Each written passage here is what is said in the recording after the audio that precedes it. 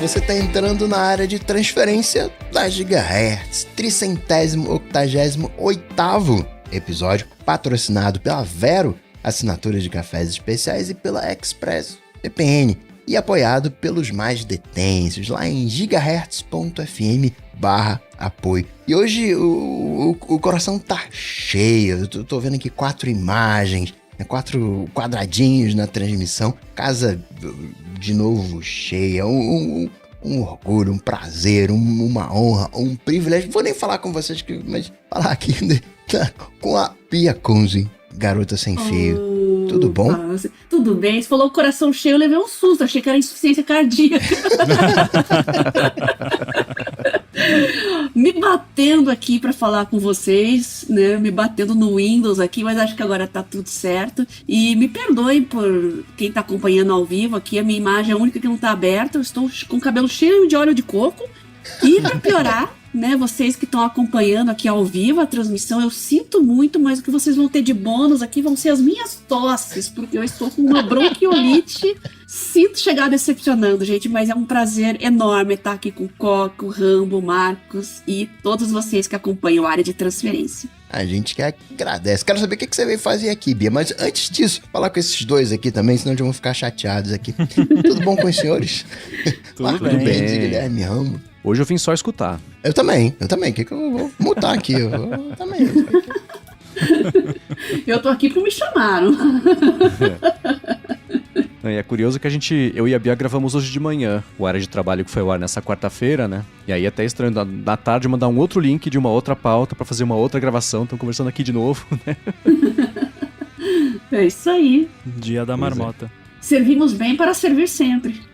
Então, vamos ver o que a Bia vai aprontar hoje aqui nesse área de transferência. Mas, o Rambo, né, você tava lá colocando o Windows XP no iPad, né, naquela sessão de nostalgia, de customização de Windows. O Eric disse que ele assistia Homem de Ferro, pegava os minutos do Jarvis falando, extraía o áudio e colocava nos sons do Windows. Bons tempos, né? Tempos de sobra também, né? Sensacional. E é nessas horas que eu entendo, né? Eu tenho alguns preconceitos na vida. Um deles é com aquela galera de Fortnite que vai comprar roupinha, uniformezinho. Aí eu leio uma coisa assim do Eric e eu falo, pô, mas eu era igual então, né? Só que tô só no tempo diferente ali, mas acaba sendo a mesma coisa, né? Personalização todo mundo gosta. Mas novidade do iOS, a personalização da tela de início. O mundo virtual tem dessas, né? Aquela história de você ter muitos seguidores é igual você ser rico no banco imobiliário e usar roupinha de skin, né? Exatamente. Ué, mas Coca, eu e o Everton lá, a gente faz um app que é só de customização, de você montar o bonequinho lá. O pessoal passa horas montando bonequinho. Customização é o que há. E olha que a gente não fez o app pra ele ser viciante, hein? Esse papo não é de culpa bonequinho, nossa. já vem os haters aí. Que bonequinho? Do que você tá Não, falando? é anime, não é bonequinho. É Chibi, tem um nome, né? É um Chibi. Chibi é um personagem, é um estilo. Né? É um estilo. Até a Apple sabe disso, né? Mas não sei se dá pra falar. Dá, quer dizer, não sei, acho que sim. A Apple sabe. Agora, Rambo, você falou que, né, só psicopata levanta e escova os dentes antes de tomar café. O Rodrigo Castro, Bia, o negócio aí. O Rodrigo Castro falou que descobriu que no último episódio que ele é um psicopata, então, porque ele escova os dentes antes de tomar café. O dentista dele recomendou antes do café, assim que sair da cama, e depois do café, né, tomando o café, aquele líquido preto, segundo mente, né, só depois de 30 minutos no mínimo que tomou, né, pra não estragar, né, o esmalte dos dentes. Também tem isso, né, não pode, terminou de comer, vai esfregar, e você tá esfregando a comida no dente, né, tem que, sei lá, né, deixar a comida dissolver, né, é isso ou não? Tem que esperar o pH normalizar, alguma coisa assim. Olha, eu tô pensando nisso aqui agora, eu nunca parei pra pensar muito nisso não, mas como eu tomo muito expresso e café preto assim de manhã, eu costumo escovar depois mesmo, né? Não é psicopata. Então, não, até porque eu acordo, a primeira coisa que eu tomo é vitaminas e remédios e vontade de comer pros gatos enquanto passo o meu café, então a prioridade são os felinos aqui, então daí escovar os dentes fica pra depois. Assim como aqui a prioridade é o canino, né? E não o dente, nesse caso, né? Mas na semana passada, a hora que o Rambo falou, não, tem que ser psicopata pra levantar, escovar o dente, tomar café da manhã, eu falei, adivinha que tipo de follow-up vai chegar? E o Rodrigo está certo de mandar esse tipo de follow-up pra gente lembrar. Mas e eu sei que, por exemplo, a gente vai até, o Douglas Sanches mandou, né, que ele é do time Rambo também, e que ele escova os dentes só depois do café, mas quando ele acorda, ele enxágua a boca, toma um copo de água, e aí sim, toma o café da manhã. O que eu já ouvi, mas não tenho nenhuma comprovação científica, é que esse seria o mais correto, porque aí de manhã, né, se enxágua a boca, você tira ali tudo que ficou acumulando e se proliferando por 8 horas, idealmente, e você toma café sem colocar isso pra dentro do organismo, né? E depois você escova o dente. Você tá engolindo saliva o tempo todo. Dormindo, você tá de engolindo volume, saliva. Escala, Sim. é IA. O problema é a escala. A sua boca, as bactérias fazem a festa ali enquanto você dorme e tal. Então, sim, de manhã você vai estar com a boca cheia de bactérias, mas você vai lá, toma o seu café, aí depois você escova os dentes, você vai estar tirando ali a sujeira igual. Vou engolir umas bactérias ali, o seu estômago dá conta. Aumenta a imunidade. Agora, só pra deixar bem claro, né, que esse negócio de... talvez nem todo mundo entende essa brincadeira, né? Psicopata é porque eu falo assim, tipo, eu jamais faria isso, porque pra mim estraga completamente o sabor das coisas que eu vou consumir depois, né? Faz sentido. Toma um suco de laranja depois de escovar os dentes, é horrível. Então é por isso, né? Não tô xingando ninguém, né? Não tô julgando ninguém. Tem um mito nessa história aí de mau hálito. Eu acordo, escovo os dentes porque eu acordo com mau hálito. Seu mau hálito é por causa do jejum, a sua glicemia está baixa, né? Então, tomando seu cafezinho, aquele jejum matinal, aquele mau hálito matinal vai embora rapidinho. Então, não se preocupe com esses detalhes, não. O mau hálito do jejum e pode ser até do estômago também, né? Dependendo se a pessoa tem ali um refluxo, às vezes. Uhum. Uma vez eu estava no veterinário. Não, eu tava, assim, mas não comigo. Aí eu falei pro veterinário, pô, o bafo dessa cachorra aí tá meio esquisito, né? O veterinário abriu a boca, meteu o nariz lá, deu aquelas fungadas, falou pra mim, não, tá com cheiro de cachorro. Então é isso, né? A gente só é humano, tá com cheiro de humano, tá tudo certo. Verdade. Mas eu tenho vários pet peeves desse. Eu vou falar mais um aqui só pra gente receber um monte de follow-up essa semana também.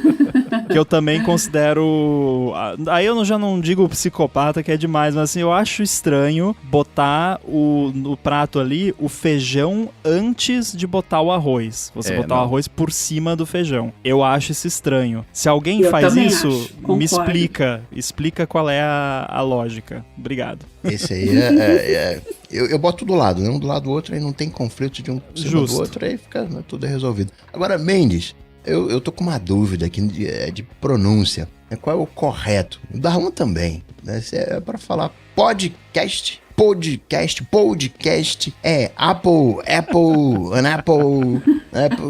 né? Como é que é Apple. isso ali? Na semana passada eu falei que esses anúncios não é programáticos, dinâmicos, que estão sendo inseridos em podcasts gringos, anúncios de marcas brasileiras, e todos eles estão pronunciando Interrompemos aqui rapidinho o seu podcast, e eu falei que isso tá me matando por dentro, porque você tá anunciando na mídia, eu falo o nome da mídia, né? E eu falei sobre a pronúncia de podcast, e o Darlan falou, não seria a mesma coisa de falar Apple e Apple? Preciosismo ou correção? Falo a primeira opção, né? Apple, regra do inglês, 2 consoantes, vogais e tal. Mas no inglês americano também não se fala Apple. Apple tá errado, né? A não ser que ele pôs E-E-H-H-P-O-W.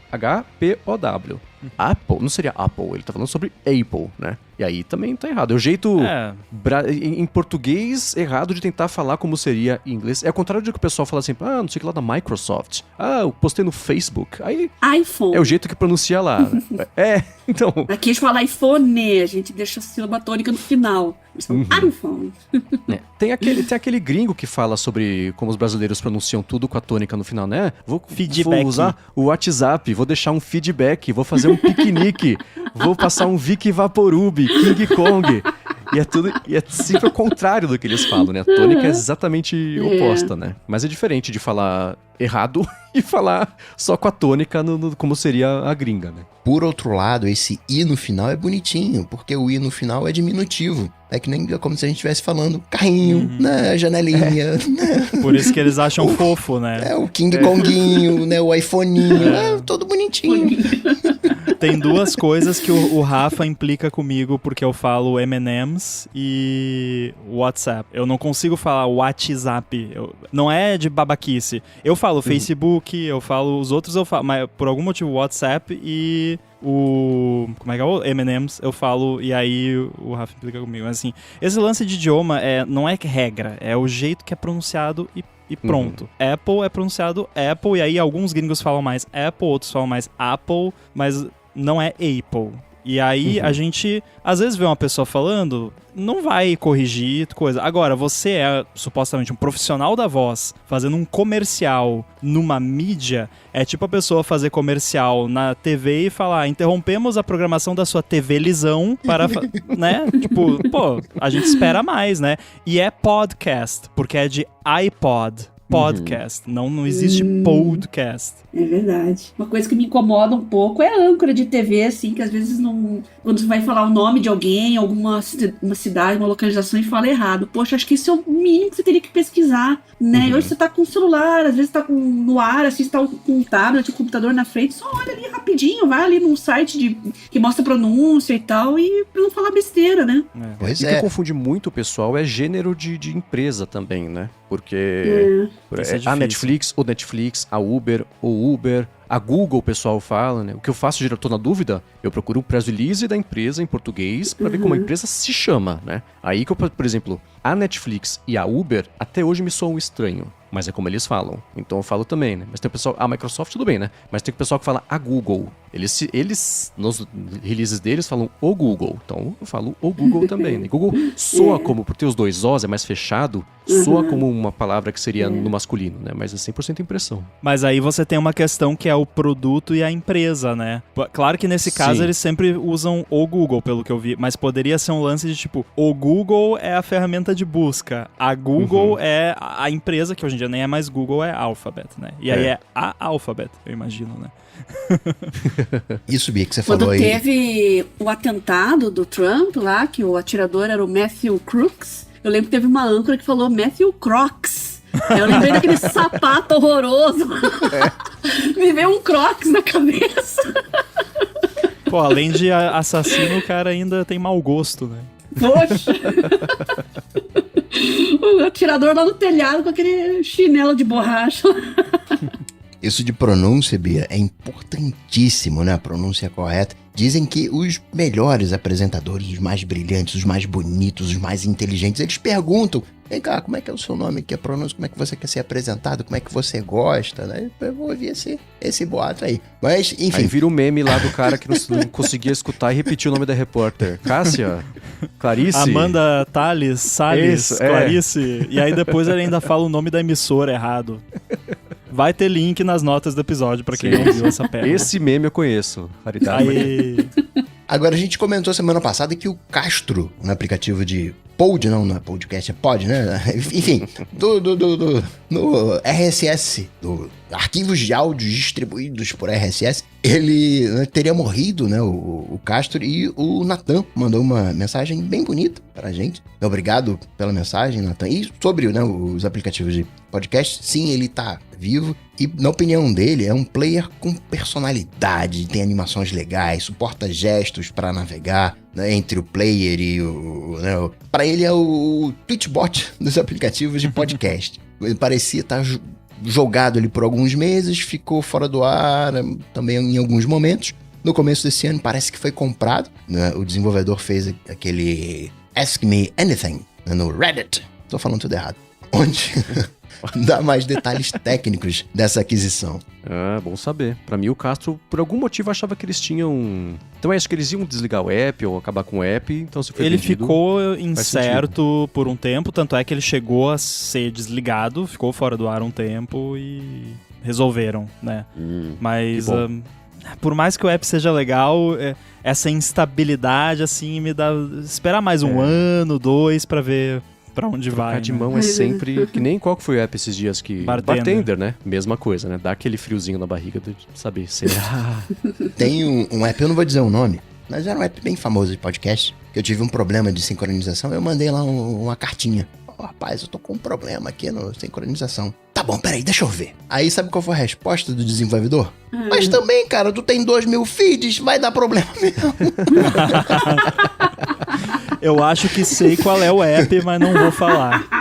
Aí eu falei, também tenho uma suspeita. Tá bom, meu querido, tá bom, né? Nunca mais usei o aplicativo, tô com o podcast, que inclusive é o aplicativo do Douglas Meire Rosa. Ele falou, sou usuário do Pocket Cast desde 2015, quando ainda era pago. Não assina os extras atuais, não fazem falta também. E até o momento já foram 152 dias e 21 horas ouvidas, mas economizou mais do que 128 dias com a velocidade variável ali do 2x. Aliás, esse é outro ponto, né? Esse é um parênteses aqui que eu tô fazendo mental, uma nota mental, porque o que eu gosto do Pocket Cast é que ele vai além do 3x. O Overcast, ele corta ali no 3x.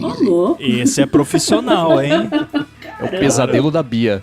Meu Deus! O defeito dele é que ele não aceita acima de 3x no CarPlay. Aí ele fica limitado no 3x. Você só consegue ir até o 3x. Mas no aplicativo você consegue ir além. Mas voltando aqui pro Douglas, ele disse que baixou o update do Overcast, mas não se adaptou. O que ele mais gosta do Pocket é baixar os episódios sozinho, colocar ali na playlist. Alguns já são adicionados como próximo, outros vão pro final. Tem isso, né? Tem tudo uma regra que você pode fazer no Pocket Cast, é divertido. Passa 3 dias fazendo essas regrinhas. Mas fica conforme a escolha do cliente, né? Ele também gosta de ver a arte do episódio e não achou isso no Overcast. Eu achei bizarro, o Overcast não mostra quando... É porque, assim, tem a arte do podcast como um todo, né? Que aí é a capinha aqui do ADT. Mas você pode, num episódio específico, colocar uma capa diferente para aquele episódio. Eu jurava que o Overcast mostrava isso, porque o Nerdcast, por exemplo, é uma capa para cada episódio e aparece lá para mim. Tá bugado isso? Assim, isso mostra um pouquinho, o Douglas falou, né, que ele testou agora o Overcast, essa versão nova, pra ver como é que tava e não se adaptou. Tudo que ele falou que ele sente falta tem no Overcast. Então isso confirma um pouco do que eu falei na semana passada, que a minha impressão é que ele tá bem confuso e que o app vai ter que ser bem enxugado pra todo o fluxo, porque tem o lance de você fazer playlist com prioridade pra podcasts tal podem vir primeiro, podcasts tal quando sair joga pro fim da lista que escuta a hora que der. Tem o lance da capa também, que você assiste, né? Você vê a capa customizada, não só de capítulo, mas de episódio também. Mas tá confuso. Faltou não, né? O Marco é um cara só, ele tem 2 mãos, tem um cérebro enorme e tempo limitado e queria lançar no aniversário de 10 anos do Overcast, né? Juntou tudo isso e ele não fez um beta muito amplo, né? Muito aberto. Então ele tá correndo agora. E isso é uma coisa que eu vou criticar ele aqui. E vale para qualquer desenvolvedor independente ou até pequenas empresas que querem agir como a Apple. Porque isso é uma coisa tipo, não, eu não vou liberar antes pra ninguém testar, vou liberar aqui só internamente aqui pros meus amigos e tal, e aí lançar pra todo mundo, pra surpreender e tal, que nem a Apple lança as coisas. Isso não funciona, gente, pra desenvolvedor independente. O AirBuddy 3 tá em beta há uns 2 anos já e não tá pronto ainda. E quando eu lançar, vai ter um monte de problema, com certeza, porque não tá todo mundo no beta. Porque se tivesse todo mundo no beta, não precisava de beta, né?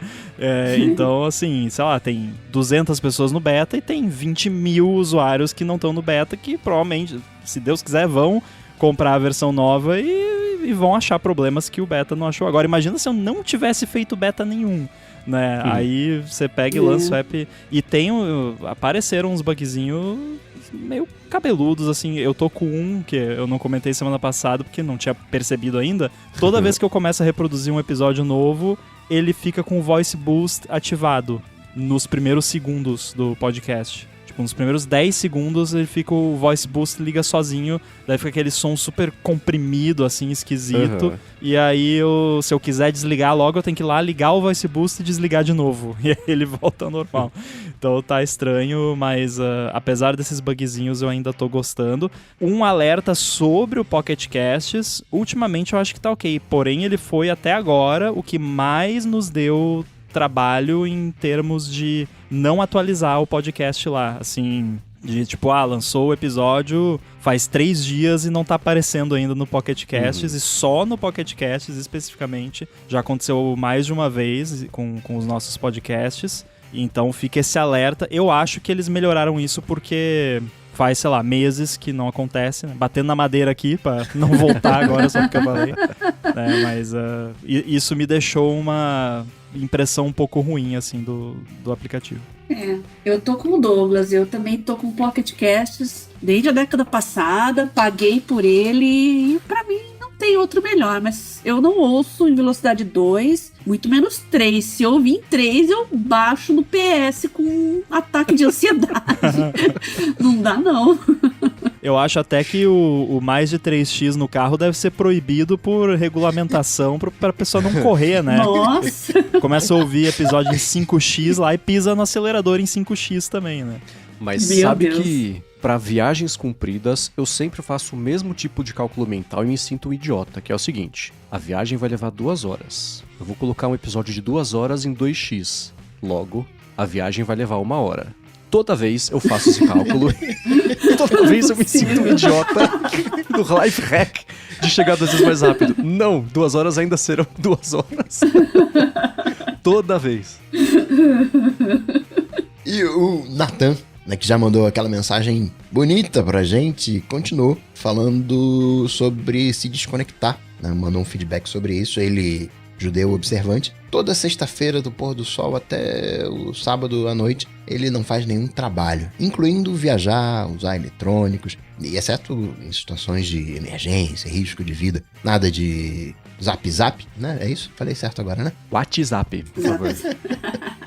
E isso acaba dando um sossego, não só físico, mas principalmente mental, muito necessário hoje em dia. Se a ideia soa muito extrema, fazer um momento sabático durante o dia, nem que seja meia hora ou 1 hora, com certeza já ajuda.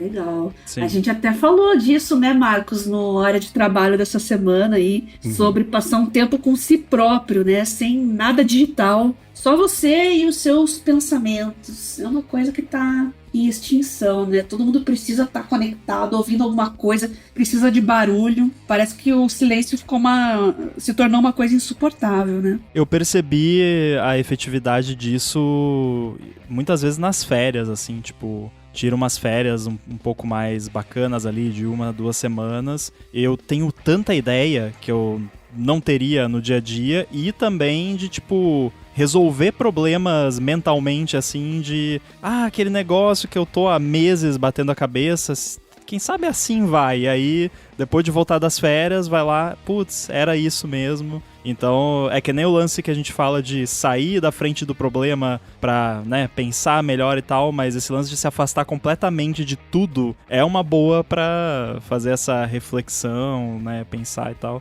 E aí, claro, não precisa tirar férias e viajar pra fazer isso. Dá pra só se desconectar ali, nem que seja por algumas horas, pra fazer essas reflexões. Excelente. E não só com celular, né? A galera que fica vendo série atrás de série, filme atrás de filme, né? Parece que não...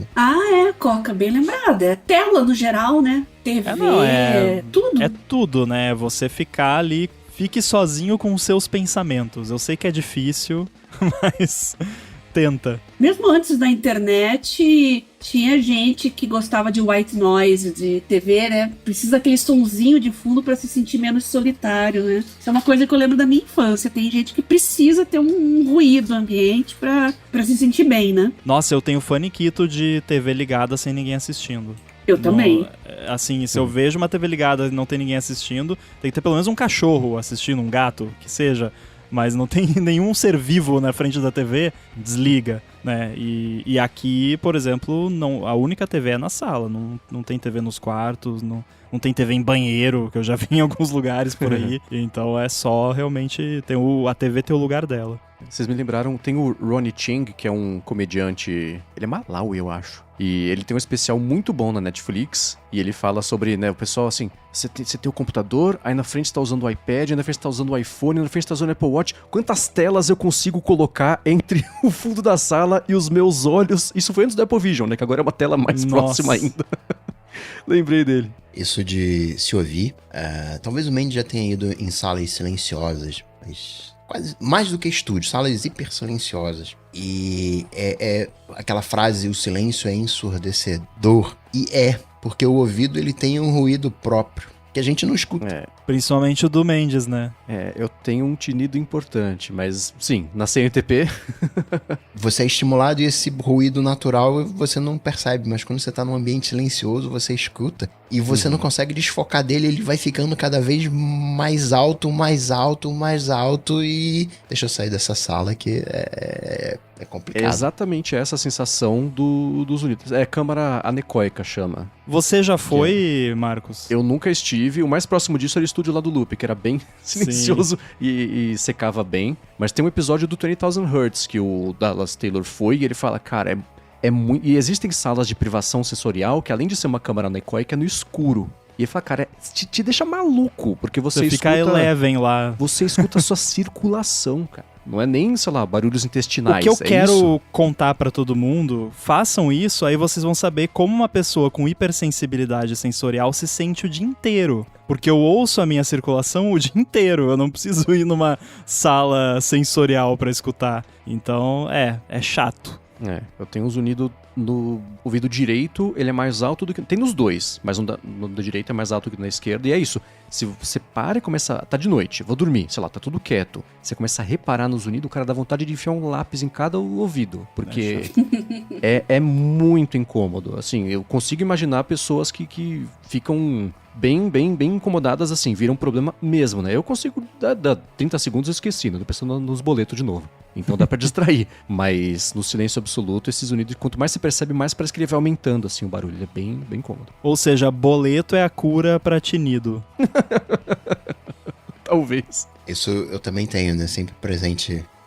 Sinto meu coração batendo sempre. E algumas pessoas, né, têm que a gente não tem só aqueles 5 sentidos, né? Também tem a propriocepção. E algumas pessoas, principalmente autistas, né? De um grau mais elevado, têm questões de percepção. A gente sabe onde é que tá o nosso pé. E quando dá uma crise, o cara não sabe onde é que tá o pé. Muitas das vezes essas pessoas se batem, não é porque são qualquer coisa, é pra acordar. Eles não sabem onde é que tá a mão, onde é que tá o braço. Imagina, onde é que tá o meu braço? Não dá nem pra descrever isso, né? Uma coisa que doido, né?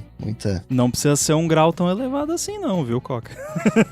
Não é... O que eu me bato por aí, nossa... Não é... Esses dias eu quase arranquei o mindinho do pé abrindo a porta. Tipo, fui abrir a porta e bati no mindinho do pé. Não, mas é se bater mesmo pra acordar o sistema, né? Aquelas pessoas que se autoagridem, né? Cara, eu não sei onde é que tá a minha mão, eu não sei. Né? E aí precisa, né, fazer um reset, mas... Enfim. Mendes, vou fazer uma pergunta pra você. Sexta-feira, a gente conseguiu atingir o carbono neutro na aviação? Como é que foi? Pois é. E só tô esperando chegar aqui o meu vale de $10 do Uber Eats.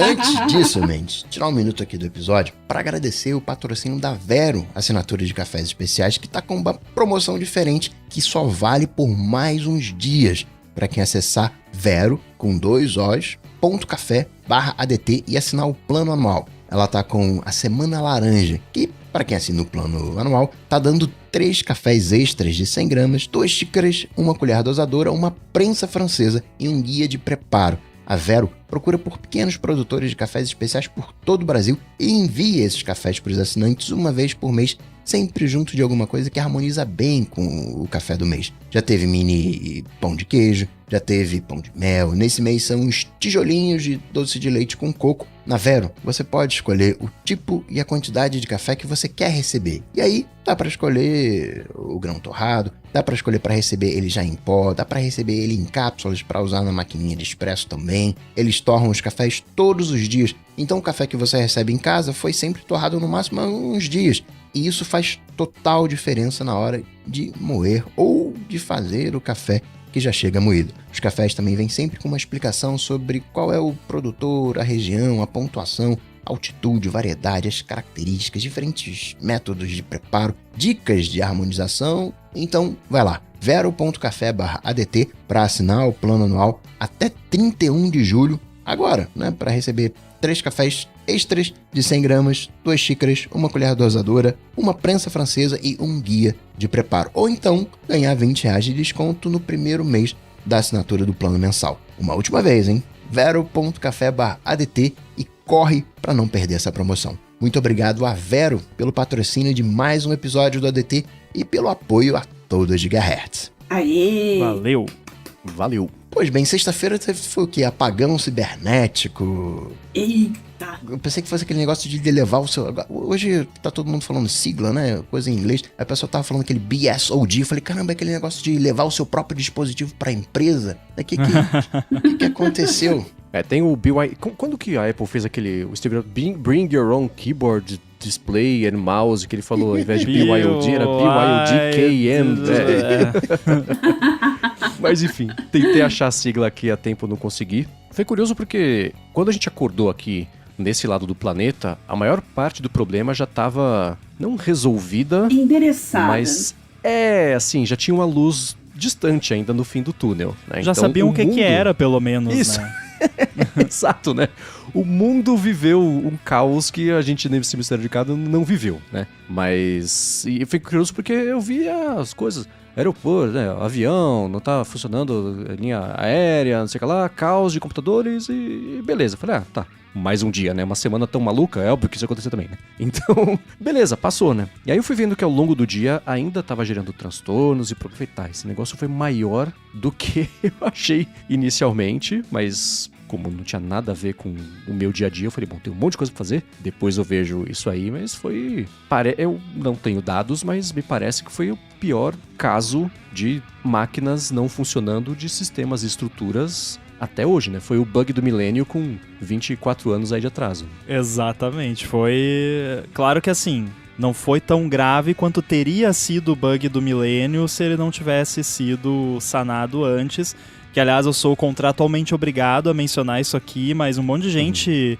você vê ainda, hoje em dia, matérias de imprensa e tal, falando o bug do milênio foi um absurdo, as pessoas achavam que ia e falaram que ia acontecer e não aconteceu, tava todo mundo doido. Não aconteceu porque um monte de gente trabalhou muito, por muito tempo, meses antes, anos antes, para que não acontecesse. Por isso que não aconteceu. Exatamente. Se isso não tivesse sido feito, teria sido um desastre, assim como estava previsto, né? É que nem a camada de ozônio, né, Rambo? Lembra quando, na nossa infância, como falava, camada de ozônio, o pessoal hoje fala, era tudo hoax. Não era. O negócio foi alarmante, mas aí o pessoal começou a mudar refrigerador, tirar o CFC, trocar os gases, né, que eram emitidos por esses tipos de equipamento. Então teve toda uma movimentação aí que durou anos e que conseguiu reverter, né? A camada tá praticamente fechada já.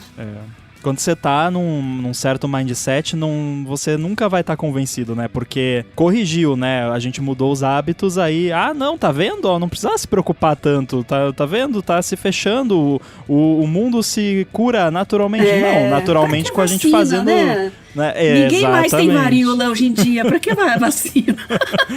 Aí, se não tivesse feito tudo isso, ou se tivesse feito, talvez não tanto quanto foi feito e continuasse o problema, tá vendo? Não adianta nada essas coisas aí, deixa a camada de ozônio abrir mesmo, né? Então não tem como ganhar, né, com certas pessoas. Mas voltando ao software, que é um pouco mais simples que a camada de ozônio, a gente viu aí o que acontece primeiro, quando um único pedaço de software fornecido por uma única empresa é usado por muitas outras empresas, é um ponto. Outro, quando uma empresa não tem melhores práticas de desenvolvimento e de distribuição de software. 2, o que acontece quando a União Europeia se mete demais no software. Se vocês quiserem, eu explico o porquê. 3... É o 2? Enfim, já perdi a conta. O que acontece quando um sistema operacional não é muito bem organizado ali, de uma forma que isso não possa acontecer. E também o outro número que eu já não sei mais qual é, o que acontece quando empresas usam canhão para matar uma mosca. Porque assim, terminalzinho lá que a pessoa fica meia hora digitando lá no guichê do aeroporto e você nunca sabe o que a pessoa tá digitando, né? Você fala uma palavra pra ela e ela fica lá meia hora digitando e aí só olha pra você e fala, não dá, né? É sempre isso. Eu não sei por que esses computadores precisam de um software de segurança do nível do CrowdStrike, que é um software, ele não é um antivírus, ele é mais que um antivírus, ele basicamente observa tudo que está acontecendo na máquina para qualquer sinal de qualquer coisa fora do comum, ele bloqueia, alerta e protege contra certos tipos de ataque. Nesse ponto, acho que a gente tinha que voltar pro terminal burro de antigamente, que é tipo, computadorzinho, a telinha, o teclado da pessoa ali do guichê, é um terminal burro que ela tá só ali acessando um negocinho ali que vai falar com outro negócio lá e não tem como jogar paciência no negócio ou fazer ou baixar música, sei lá. Porque se tá precisando de um software desse nível, é porque aquela máquina tá exposta à internet, tem como instalar coisas naquela máquina, o que não deveria ser o caso para esse tipo de aplicação. Mas enfim. Né? Eu fiquei na dúvida com relação a isso também, até postei no Twitter, né? Não entendo disso, não sou desenvolvedora nem nada, mas na minha compreensão, né? Eu pensei, mas por que um software desse precisa mexer no kernel, né? E todo mundo falou, não, mas todo software faz isso. Tá, mas precisa? Olha o risco, né? Numa escala tão grande, porque são uma empresa que tem contrato com eles, aí quantos terminais, né? Quantos dispositivos, computadores eles têm. Olha como você compromete, né, todo o andamento das coisas. É assustador. E Bia, vou dizer mais, né? Dentro da contagem do Rambo, você está autorizando uma empresa a mexer no kernel e você não tem como negar, né? A empresa falou, vou mexer no teu kernel. Você não tem como falar, não vai. Pois é. Aí a gente pergunta agora, mas deveria? Agora a gente já sabe a resposta, né? Pra quem não sabe do que a gente tá falando, assim, você pode ter ali, sei lá... já pulou o capítulo. Desculpa. Você pode ter ali, sei lá, um antivírus que vai rodar na sua máquina, que vai ficar só monitorando os arquivos que você baixa e tal, pra avisar se tem um vírus, alguma coisa assim. Ou você pode ter um software como o CrowdStrike, no caso do Windows, que ele se integra no sistema operacional de uma forma que ele tem acesso irrestrito ao sistema operacional e ao hardware. E aí, para você completar, para deixar a coisa pior ainda, esse negócio que tá lá rodando direto lá praticamente direto no hardware, ele baixa arquivos da internet e usa esses arquivos que ele baixou da internet para se configurar. Que beleza. E Rambo, vou te dizer uma outra coisa. Isso não é no Windows. É Windows, Linux e Mac. Não é no Mac, não. No Mac não existe mais isso. Não, corporativo mas a Apple não quer mais... A Apple está ativamente lutando contra isso e já existe software de endpoint security no Mac que não mexe no kernel, que é fora do kernel, justamente para prevenir isso. Me admira a Apple deixar. Existe uma versão CloudStrike/Falcon que roda no Mac com as mesmas características. O arquivo que dava problema não foi enviado na hora. Ele só foi ativado na hora do problema. Mas ele é um arquivo baixado anteriormente, que estava lá guardadinho no Windows. E você encontra esse arquivo no Linux, você encontra esse arquivo no Mac. Só que eles não foram ativados no Linux nem no Mac. Foram ativados no Windows, que foi aquela história lá do ponteiro nulo, né? Ativa aquele arquivo lá que você tem guardado aí. Ou seja, que não testaram. Na verdade, não foi um ponteiro nulo, mas a gente não precisa entrar nisso aqui, mas é que teve uma pessoa que postou com muita convicção no Twitter, logo depois que aconteceu. Não, tá aqui, ó, eu achei, foi um ponteiro nulo e tal, no fim não foi bem isso. Mas é a mesma coisa, poderia ter acontecido no Mac e no Linux, mas o que eu quero dizer é que assim, a Apple pelo menos não quer mais que esses softwares funcionem assim, e ela introduziu N barreiras para você não conseguir instalar essas coisas, que aí é o mesmo esquema lá do áudio hijack, de reboot 1 milhão de vezes e coisa e tal, e tem soluções já para você fazer isso sem precisar rodar no nível do kernel, que aí pelo menos assim, baixou um arquivo, ativou, deu ruim. Pelo menos o seu sistema ainda funciona, ele ainda dá boot, né? Se não funcionar alguma coisa lá, porque o software, sei lá, travou e tá bloqueando tudo, pelo menos você consegue troubleshoot, né? Vai lá, mata o processo, reinstala, apaga arquivo, né? Não precisa rebootar 15 vezes ou entrar em modo segurança e tal. E essa CloudStrike, ela é recente, né? Não tem menos tempo que o Pocket Cast. Galera de FBI, enfim, faz monitoramento de ataque, né, de hacker, aquelas coisas. Fica monitorando os hackers russos, a inteligência russa, a chinesa. Então acaba sendo uma queridinha, né?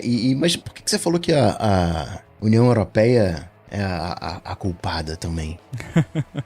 É que assim, é claro que tem um aspecto de Microsoft tentando, né, se defender ali e tal, mas tem um grande fundo de verdade que é assim, a União Europeia impôs limitações em limitações que a Microsoft queria impor sobre a possibilidade de software se enfiar no kernel da forma como se enfia atualmente. Basicamente, o que aconteceu é que assim, a Microsoft queria tornar isso impossível ou pelo menos bem mais difícil, e a União Europeia foi lá e falou, não, você não pode não, porque você é um gatekeeper e tem que deixar todo mundo fazer o que quiser aqui, porque senão você vai estar tendo uma vantagem indevida. E aí a Microsoft não fez, né? Claro que pode muito ser a Microsoft unindo o útil ao agradável, né? A gente não queria fazer mesmo, mas vamos falar aqui que a União Europeia não deixou, porque daí, né, fica na culpa deles, na conta deles e não na nossa conta. Aquele exemplo de boas ideias na péssima execução, porque é legal, né, você, caramba, tá vindo um ataque, deixa eu proteger aqui. Isso não pegou o Windows caseiro, isso não pegou Windows pirata também, não pegou, né, só os legalizados.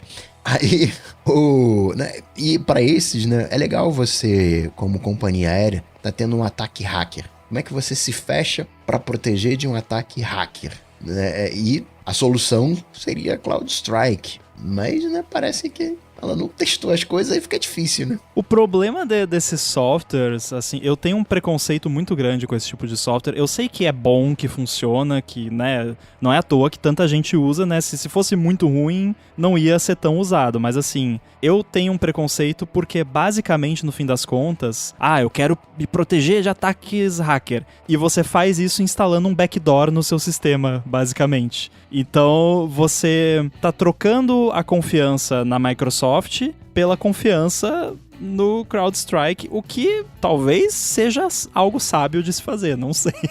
Mas, né, esse exemplo aí, pelo menos, não foi um caso onde isso se provou uma boa ideia. O que também me pegou é que, assim, se você for olhar o histórico, se eu não me engano, foi o CEO deles que lá no começo, quando começaram as demissões em massa, foi uma das primeiras a demitir em massa, e ele ainda falou que tinha que ter feito antes. Que maravilha, demitir um monte de gente. A gente devia ter feito isso antes. Será que demitiram um monte de gente de QA, né? De qualidade? E por isso que rolou isso? Estão economizando aí. Pois é.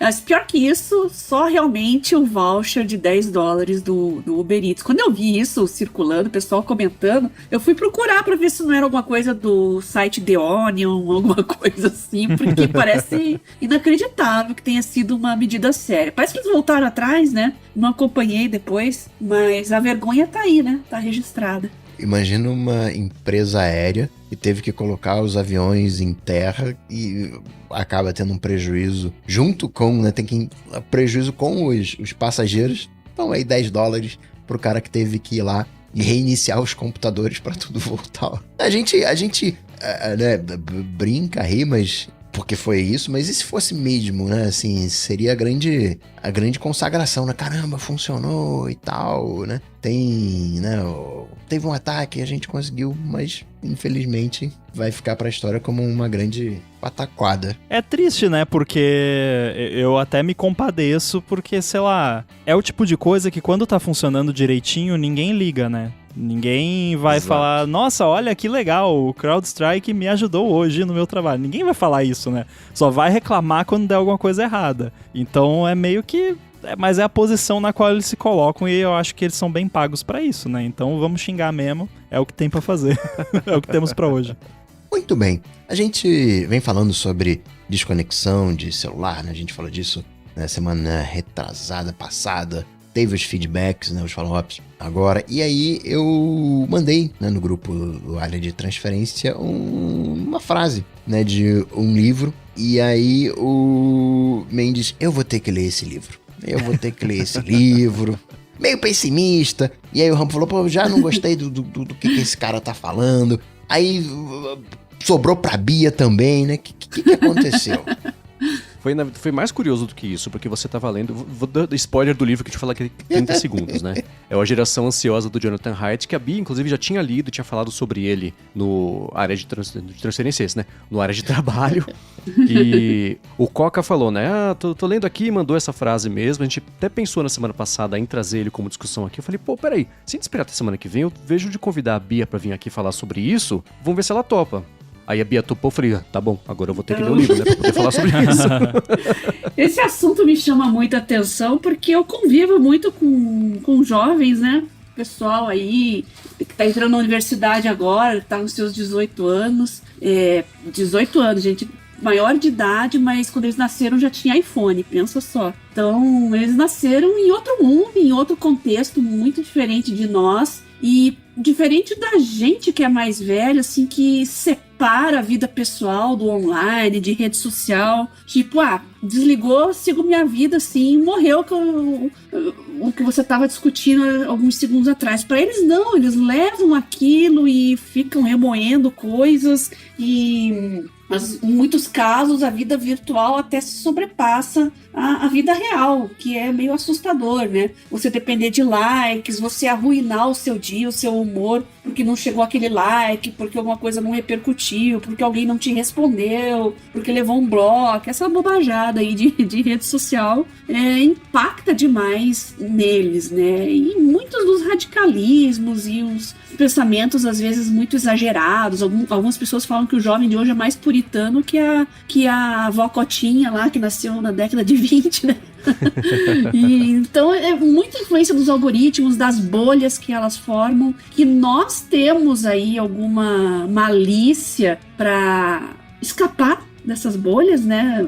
Conscientemente a gente consegue tomar medidas para fugir disso, mas eles não, simplesmente não conseguem, né? Então o Jonathan Haidt, ele estuda muito esse público e em artigos e livros ele tenta decifrar o que aconteceu exatamente de uns anos para cá, para nós termos aí a geração que é considerada a mais ansiosa de todos os tempos, a mais depressiva e, segundo até fala alguns outros especialistas, a primeira geração que tem um QI inferior ao dos pais, porque até então a gente vinha num crescente, né? A geração atual sempre, de alguma maneira, passava a geração anterior em conhecimento, em inteligência, até porque também tem os avanços da medicina, os avanços educacionais, mas agora parece que nós estamos no ápice da tecnologia, da inovação, da medicina e está tendo um recuo. E o que está acontecendo? É a pergunta aí que muitos estudiosos colocam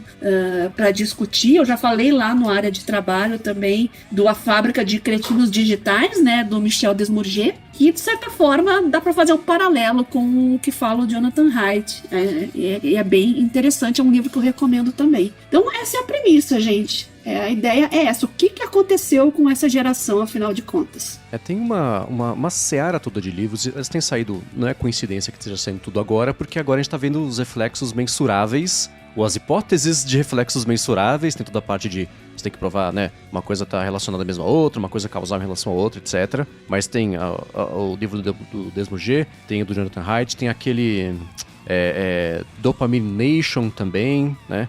A gente acabou de falar no área de trabalho, gravado hoje e publicado hoje, dia da gravação aqui também, de um livro que é de 2021, né, que é sobre minimalismo digital também. Então, são vários aspectos tentando cercar essa ideia de que existe um limite para até onde dá para ignorar o impacto que as redes sociais usam.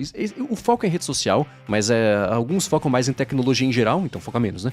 Outros focam mais em rede social, mas que existe algo que precisa ser feito. O que é, ninguém sabe, ninguém concorda, porque tem muitos lados a serem observados. Esse monte de livro, cada um eu vejo aborda isso de um lado, né? Eu tinha o que eu tinha visto do Jonathan Haidt, eu vi as entrevistas, escutei, né, nos podcasts que ele fez um press tour bem grande quando foi sair esse livro, e ele deu as entrevistas, e nas entrevistas, pra minha percepção, ele não conseguiu articular o que ele acrescentava com esse livro à discussão, ao invés de só apontar o dedo pro problema e falar que as redes sociais são o problema e por isso as crianças tinham que ser proibidas de usar. Tanto que quando ele deu entrevistas em podcasts que tem mais essa, que nem o que a gente faz aqui, né? Uma troca, feedback, lei, etc. Toda a entrevista foi seguida de críticas. E as críticas de pessoas que falam, cara, vocês estão ignorando completamente um aspecto gigantesco de benefício de pessoas que dependem disso para uma sensação de comunidade, de pessoas que não se sentem seguras em casa. Então como é que você vai deixar um pai ou uma mãe controlar o meu uso da rede quando isso é o escape da situação que eu tenho aqui? Várias dessas situações que são situações de exceção, mas que são frequentes o suficiente para ser um volume grande de pessoas e são vidas, né? Então nas entrevistas, eu fiquei com um preconceito de ler o livro, só que o conceito foi construído pelo próprio Jonathan Haidt, né? Lendo o livro, eu mudei um pouquinho a minha percepção. Eu tô mais convencido de que algo tem que ser feito, não sei o que é, a gente vai falar um pouquinho sobre isso aqui. Tem pontos que eu achei absurdos, que ele faz muito de...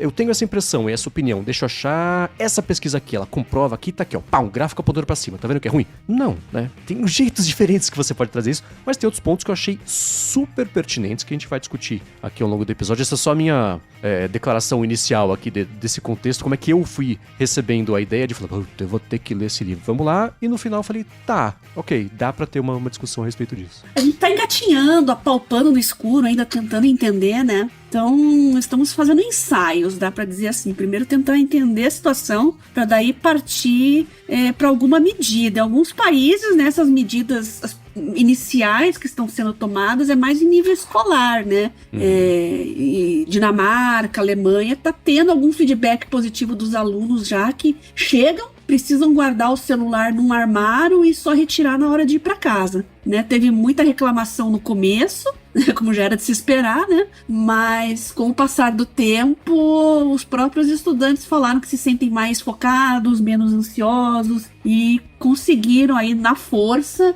entender de que forma aquilo está impactando na rotina deles. Já é um começo, eles já estão conseguindo se autodiagnosticar, né? O pedacinho que eu mandei, né, foi dizendo que o celular é um inibidor de experiências. Você passa muito menos tempo na presença de outras pessoas, você não está com seus amigos, você dorme menos, você tem menos contato com a natureza, lê menos livros, não tem tempo para mais nada, né? Você tem menos de quase tudo. E aí o Rambo já chegou e falou assim, ih, já não gostei desse cara, esse cara aí tá querendo culpar o smartphone pelos males da sociedade. E aí eu apresentei a proposta do livro, né, que ele não fala para todo mundo, né, ele não fala para adultos, tanto é que ele fala, ó, para os adultos não teve muita mudança na ansiedade ali, nos problemas, ficou mais, teve um aumentozinho ali, mas você pega a galera ali do jovem, né, digamos assim, e você teve o estouro, a galera que passou pelas redes sociais, né, que ele chama ali, ele pontua em 2013 mais ou menos, né, que tem a câmera frontal, que tem o curtir e os filtros de Instagram. Ele pontuou ali, ó, algo aconteceu ali em 2013, acho que esse é o ano. E a partir disso, né, ele vai defender, né, são quatro pontos, né, que o livro defende. Nada de smartphone antes do 9º ano. Né, os pais devem adiar o acesso à internet por 24 horas, dando, né, apenas celulares básicos. Né, ou seja, isso vai dar ali mais ou menos no 9º ano, vai dar uns 14 anos. O segundo ponto é nada de rede social antes dos 16, hoje é com 13, né? Ele sugere aumentar para 16. Tudo bem que ele tira isso do bolso, vai ser 16, tá? Mas não vamos falar disso. Né? Ele propõe elevar, né? Mas tem que dar um número, né? Não tem jeito, né? Aquela coisa de tem que ser 18, tem que ser 21, né? Ele chuta lá 16 e vambora. Não pode dirigir, então tá bom, 16. Que é um momento, né, onde as crianças passam pelo momento mais vulnerável do desenvolvimento cerebral, né, sem ter ali acesso às comparações, né, sociais, aos influenciadores escolhidos por algoritmo. Terceiro ponto é nada de celular na escola, né, durante todo o período de aula, né, toda a escola, desde o ensino fundamental até o médio, os alunos devem deixar o celular trancado, como a Bia falou, smartwatch, qualquer outro dispositivo pessoal que pode enviar ou receber mensagens, fica trancado. Só assim ele acredita que a atenção vai estar disponível para se concentrar nos colegas e professores. E por último, ele defende, né, um brincar mais, um brincar não supervisionado, né, uma independência maior na infância, e assim que as crianças vão desenvolver naturalmente as habilidades sociais, superar a ansiedade, se tornar jovens adultos autônomos. lendo o livro fica muito difícil você ser contra essas ideias, você sendo velho. Então você sendo ali pré-2013, vamos usar isso como referência, nascendo ali para ser pré-2013, você tem que nascer ali antes de 2000, ali 95, enfim. Porque essa foi a vida que a gente viveu, né? A gente não cresceu com rede social. Eu, quando fazia bagunça na escola, ele tomava puxão de orelha aí da professora, acabou, né? Eu arranjava briga ali com não sei quem, zoava ali alguém, né? No máximo, no recreio, a galera tava lembrando. Hoje em dia, cai na rede social, perde o escopo, né? Eu não sei onde é que isso vai parar e daí a gente sempre acha que é todo mundo e às vezes só teve 30 visualizações e não é todo mundo, mas ele defende alguns pontos, né? Que ele fala bonito, né? Que a corporeidade. O psicólogo tem um negócio bonito, né? Ele fala um negócio... A gente fala assim, rigidez cognitiva. Ele não chama de cabeça dura, né? Você tem uma rigidez cognitiva. Acho sensacional. Uma vez o cara falou, o psicólogo falou, você tem rigidez cognitiva. Eu falei, não, enfim. Aí eu não concordo com tudo do livro, né? Eu acho que adoro rede social, acho que, né, tem muitos ganhos. E a proposta que ele faz é muito, olha, tá ruim aqui, então vamos tirar. Tá ruim. E ele não apresenta nada novo. Olha, será que não dá pra gente... vou chutar aqui que o problema é o curtir, né? O botão do curtir ou o filtro das fotos. Será que não dá pra tirar aquilo e deixar? Né? Será que não tem ganho? Será que eu não posso liberar redes sociais infantis, né? No sentido, vai ter aqui pessoas que você conhece, né? Em vez de ser pra todo mundo, para um Instagram, né, que é aberto, né, que ele defende isso. A gente teve essa super proteção na infância e aí fica tudo... protegidinho, você não consegue, você não sai de casa sem supervisão, mas na internet está tudo liberado, né? Então, os predadores foram para a internet, obviamente, não estão mais ali no parque de brinquedinho ali, que a criança não vai matar na internet, que a criança tá e acha que tá seguro. Então ele faz algumas pontuações que não tem muito como ser contra, não dá para concordar. Você chega ali, sentar com ele numa mesa de bar, deve ser excelente. Por que 16 e não 18? Né? Mas em outros pontos ele consegue explicar bem, cara, eu não vi aqui um aumento da galera, né, mais velha, né, ali de 26 para cima. Teve aumento? Sim, teve. É muito legal que com 50 anos não teve nada, né? Continua a mesma coisa. Mas ali do 35 já dá uma empinadinha, né? Do 26 dá uma empinadinha, a gente finge que não viu. Mas realmente tem uma aceleração maior ali nos 18 anos. Então ele consegue pontuar, cara, aconteceu alguma coisa, acho que a solução é essa, né? Acho que ele fala de uma maneira que não tem que passar por legislação, não tem que passar por governo. Cara, na tua casa tu faz isso aí, né? Claro que tem que combinar com a escola algumas das vezes, mas é muito, eu vi como muito uma leitura pros pais, né? Dá um rumo pros pais. A gente precisa de mais estudos, assim, inclusive estudos em neurologia, para compreender melhor a formação do cérebro dessas pessoas que têm diferentes níveis de exposição a telas, por tempo, por quantidade de telas. A gente não tem, alguns estudos estão começando a ser desenhados agora, mas isso vai levar muito tempo ainda. Nosso sistema nervoso começa a ser formado lá nas primeiras semanas após a fecundação ainda, né? Tem um desenvolvimento enorme nos 3 primeiros meses, quando a mãe muitas vezes nem sabe que tá grávida, então olha só como é importante, né?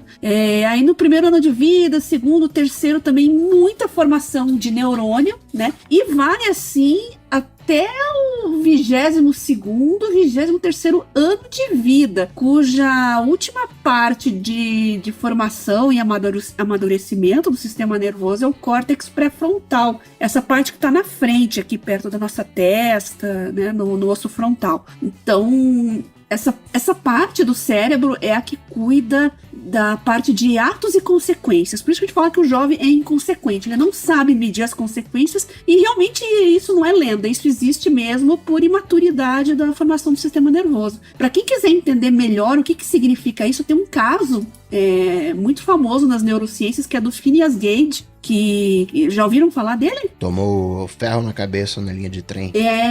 Então ele era lá nos anos 1820, alguma coisa assim, não, 1850, alguma coisa assim. Ele trabalhava na estrada de ferro, lá nos Estados Unidos, né? E dado momento foram dinamitar lá um obstáculo para fazer o trilho do trem e uma barra de ferro atravessou o olho dele, uma parte do cérebro, e todo momento que ele foi atendido e socorrido, ele estava lúcido, né? Foi caminhando, inclusive, com aquela barra de ferro, porque a barra não atingiu nenhuma parte vital do cérebro, apenas essa região que é o córtex pré-frontal. Então, embora ele não tenha tido consequências diretas na saúde dele, ele mudou completamente de comportamento. Quem tiver interesse em procurar, joga no Google aí, Phineas Gage. É fascinante essa história. É incrível a história, e muitas das neurociências que a gente conhece hoje, muitos estudos, da compreensão que a gente tem da formação do sistema nervoso se deu graças a esse caso. Inclusive, o cérebro dele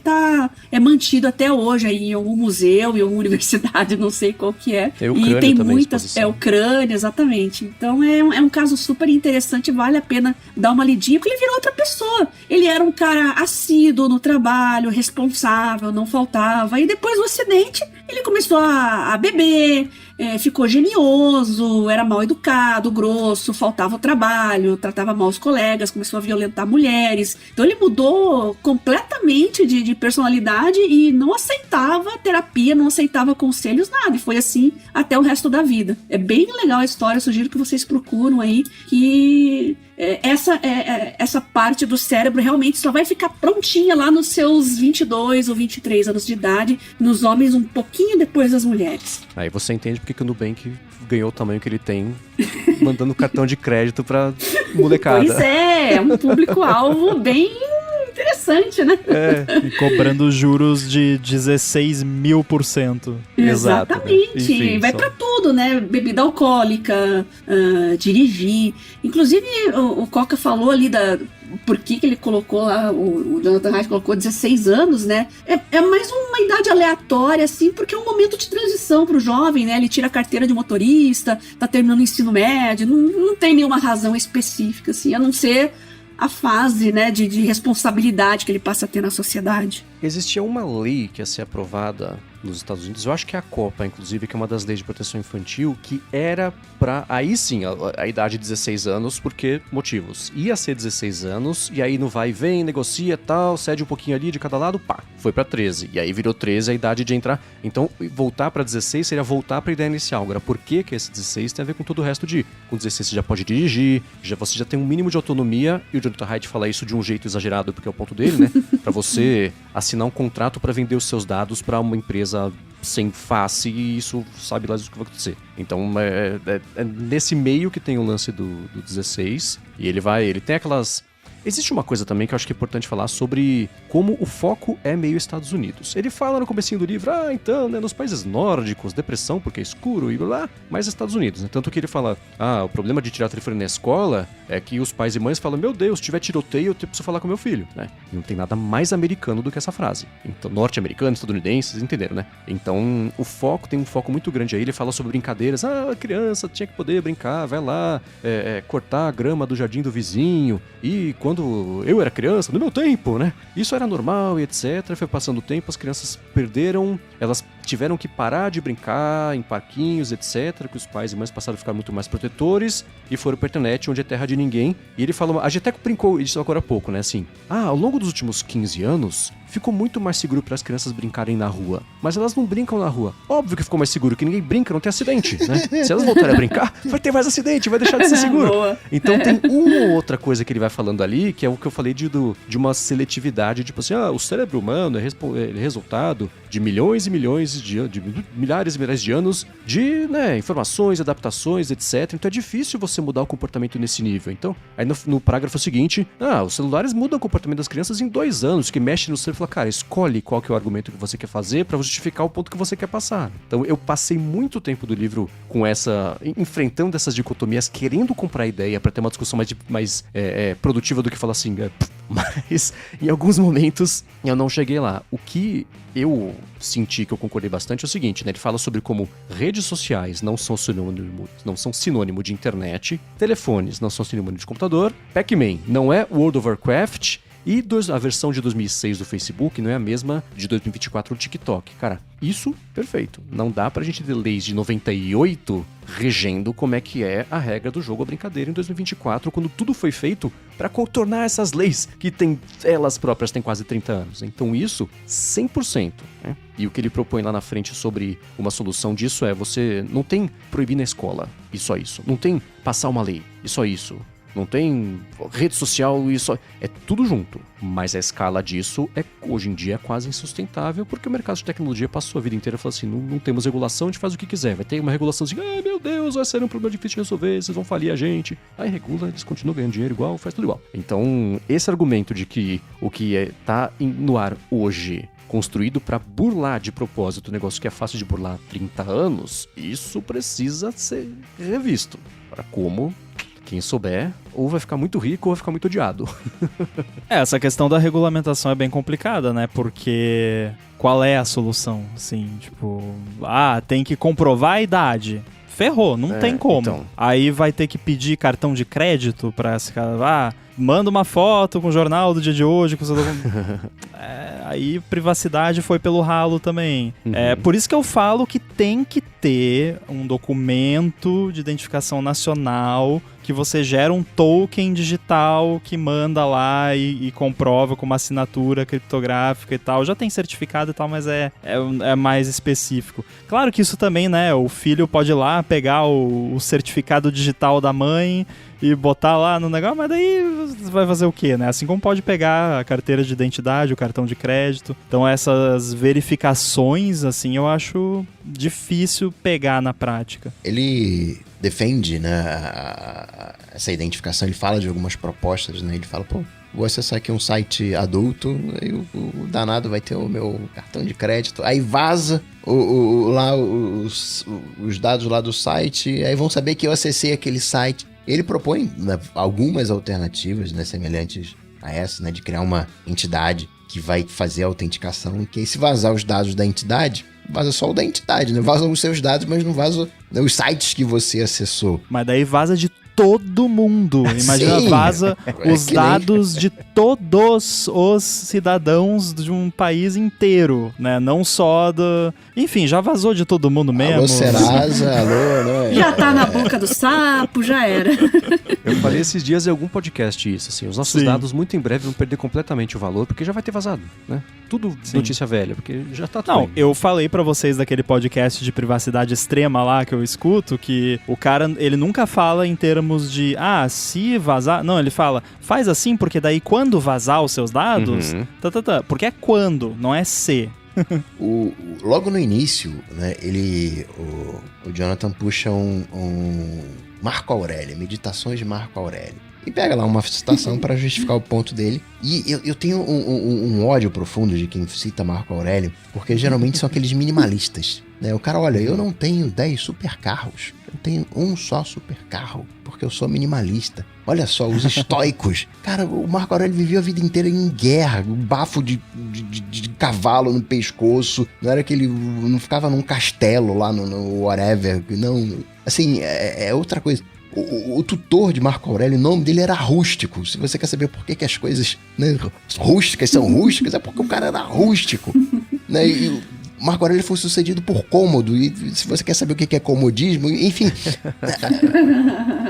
Marco Aurélio, ganhar meu ódio é citar Marco Aurélio porque a gente não tem contextualização de como é a coisa. Aí eu falei, vou relaxar, já sei aqui. Aí ele vai, mete uma espiritualidade, coisa de felicidade do livro antigo dele, que eu até concordo com determinadas coisas ali, mas né, eu senti que entra ali na hora de propaganda ali dos outros livros, mas ali eu abstraí. E cara, já saquei qual é a tua. Daí quais são seus pontos importantes, e nesses pontos importantes fica essa disputa. Cara, é 13, é 14, é 15, é 16, é 20, é 23, é 25, mas não tem como você ir contra, né?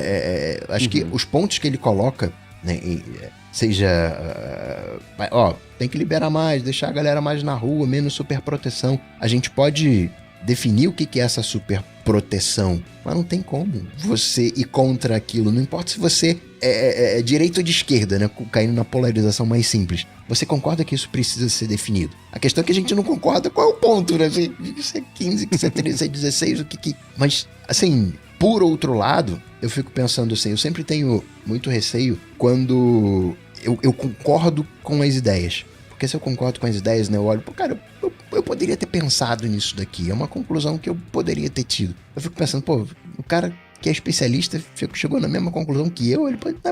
tem que fazer melhor do que isso. E esse é o ponto que eu fico brabo com ele, que ele fala, isso aqui não tá funcionando, vamos... Não é proíbe. Me dá alternativas. Eu proíbo porque eu não sou estudioso desse negócio. Mas você me dá aí, o que é? É o like, é o joinha que atrapalha? O que a gente tem que tirar? Nesse aspecto eu achei simplista. Por outro lado, se o cara faz um monumento de 38.443 pontos que precisam ser implementados, o cara não vai conseguir fazer isso nunca. E pra ser justo, ele propõe coisas. Mas ele propõe coisas próximas de... quando eu era moleque era assim, então funciona. Isso perdeu a validade assim que o iPhone foi lançado e o Facebook entrou no ar, né? Não dá pra botar o gato, o gênio, o leite, sei lá, de volta na garrafa. Não cabe, então não tem o que fazer, né? E todos nós vamos concordar com ele, é verdade. No tempo era assim, funcionava. Sim. Mas, exato. Né, por que tá subindo? Aí a gente pode cair, mas acima de 16, de 35 anos também tá subindo a ansiedade. Tudo bem, não teve essa mesma subida quando a gente olha pra TV, mas eu fui criado por TV, né? E muitos dos comportamentos de tela, fica ali olhando pra tela do celular, não levanta o olho e responde sem olhar. Cara, quantas vezes eu já não respondi outras pessoas olhando pra TV sem olhar pra cara da pessoa? Extremamente errado e deselegante, cara, não faço mais isso. Mas eu fui criado pela TV e certamente a TV teve um impacto na minha saúde mental, precisei de algumas décadas para resolver, mas ok, rede social é mais urgente, mas eu não queria desacreditar no cara, entendeu? Porque eu acho que ele tem um ponto, não tem 100% do ponto, mas não queria desacreditar, assim, pura e simplesmente. Tem uma questão que a gente precisa diferenciar também, e eu não tô afirmando que tudo que ele pontua é isso, mas tem certas coisas que são só mudanças. E a gente não gosta porque a gente tá acostumado de outro jeito. Então esse lance de, eu não olhei pra pessoa porque eu tava olhando pra tela da TV, é chato, mas as pessoas se acostumaram com isso, né? E tem gente que continua achando chato. Eu acho chato, mas enfim, é uma mudança. Não quer dizer que... Ai, meu Deus, não se olha mais nos olhos das pessoas, que absurdo, né? Não quer dizer que isso não acontece mais ou que isso é necessariamente ruim, né? Claro que tem as coisas que são, de fato, mensuravelmente ruins e também sempre bom pontuar essas questões de aumento de diagnóstico de não sei o quê. Pode ser que só aumentou o diagnóstico. Não quer dizer que aumentaram os casos, necessariamente, né? É que nem, né, certos governos aí, tiramos não sei quantos milhões da pobreza. Fizeram isso redefinindo o que é pobreza, né? Então, tem que sempre tomar cuidado, né? Não tô afirmando que não é o caso, mas... quando tem ali aumento de diagnóstico de não sei o que. Agora, teve um gráfico que me chamou a atenção, que eu comentei antes em off com vocês, que foi o lance ali de visitas em salas de emergência por, né, self-harm, como é que fala isso em português? Automutilação. Machucado? Mutilação? Que mutilação parece... Às vezes não é mutilação, né? Mas enfim, a pessoa se machucou, né? A pessoa que tá cometendo violência contra si própria e o aumento principalmente nas meninas, que foi bizarro desde ali 2010, 2012, mas depois deu uma subida. Também pode ser um lance que antes isso não era tão bem compreendido, né? Não era computado da mesma forma, não tinha esses dados, mas eu acho que nesse caso é mais fácil, tá claro ali que teve alguma coisa e aí é difícil a vontade é grande de botar culpa no Instagram, né? Porque a gente sabe das paradinhas lá, né? Eu já citei isso como exemplo também, né? Que meninas são mais suscetíveis mesmo, porque você tem uma relação um pouco diferente com a autoimagem, são mais críticas com relação ao próprio corpo e... Bom, a gente nunca viu tanto procedimento estético quanto a gente está vendo hoje em Instagram, aí todo mundo ficando com a mesma cara, fazendo os mesmos procedimentos.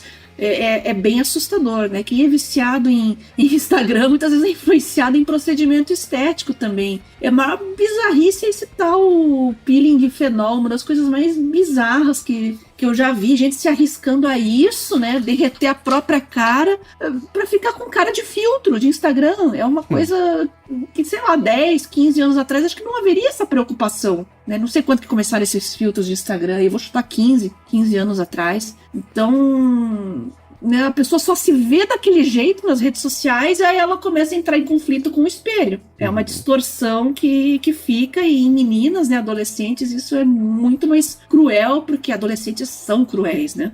No livro, né, ele pontua de uma maneira que eu acho interessante, que ele fala, isso sempre existiu. Eu até tava vendo como é que eles editavam as fotos antigamente, que era no próprio...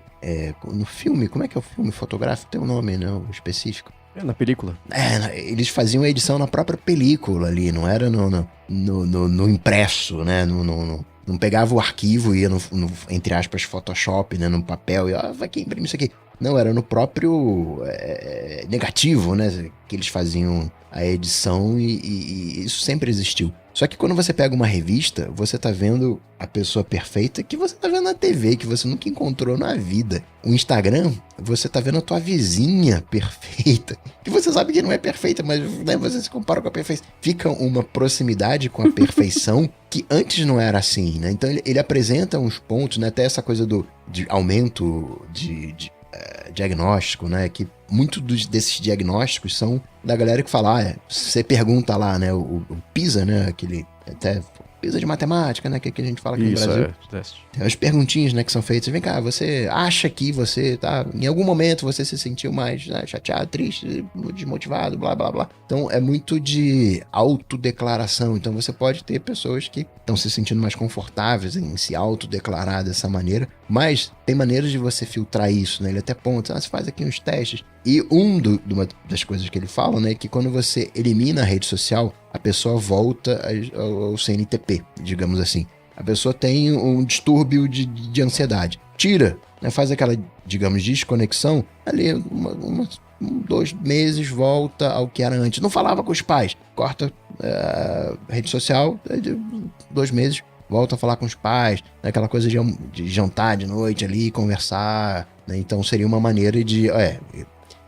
É difícil de comprovar a causalidade, mas quando eu retiro esse ponto aqui, volta ao que era antes. Então ganha mais peso para uma causalidade, né, nessa correlação. Ele traz uns 3 casos parecidos, assim, tudo relato relatos de pessoas que também tinham os próprios conceitos, mas assim, minha filha era desse jeito aqui, demos o telefone, começou a acessar o Instagram escondida, mudou, tiramos, ela reclamou um tempinho, achou ruim, depois voltou.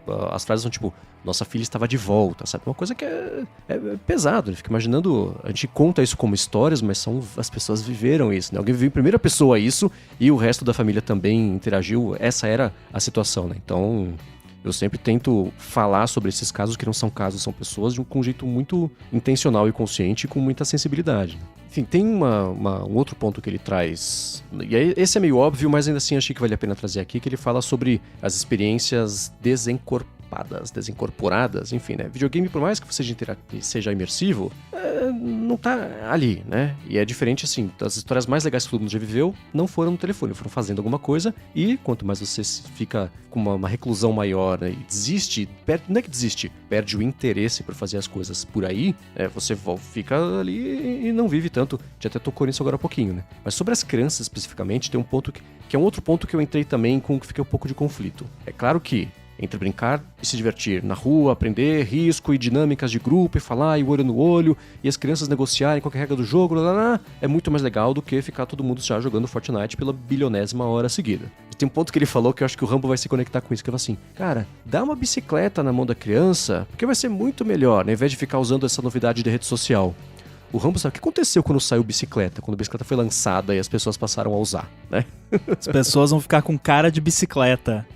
A bicicleta ia ser responsável pelo fim da sociedade como a conhecemos, porque vai acabar com as famílias, as mulheres vão poder ir para lugares muito mais longe, com mais autonomia. Umas loucuras assim. Os homens vão perder a fertilidade.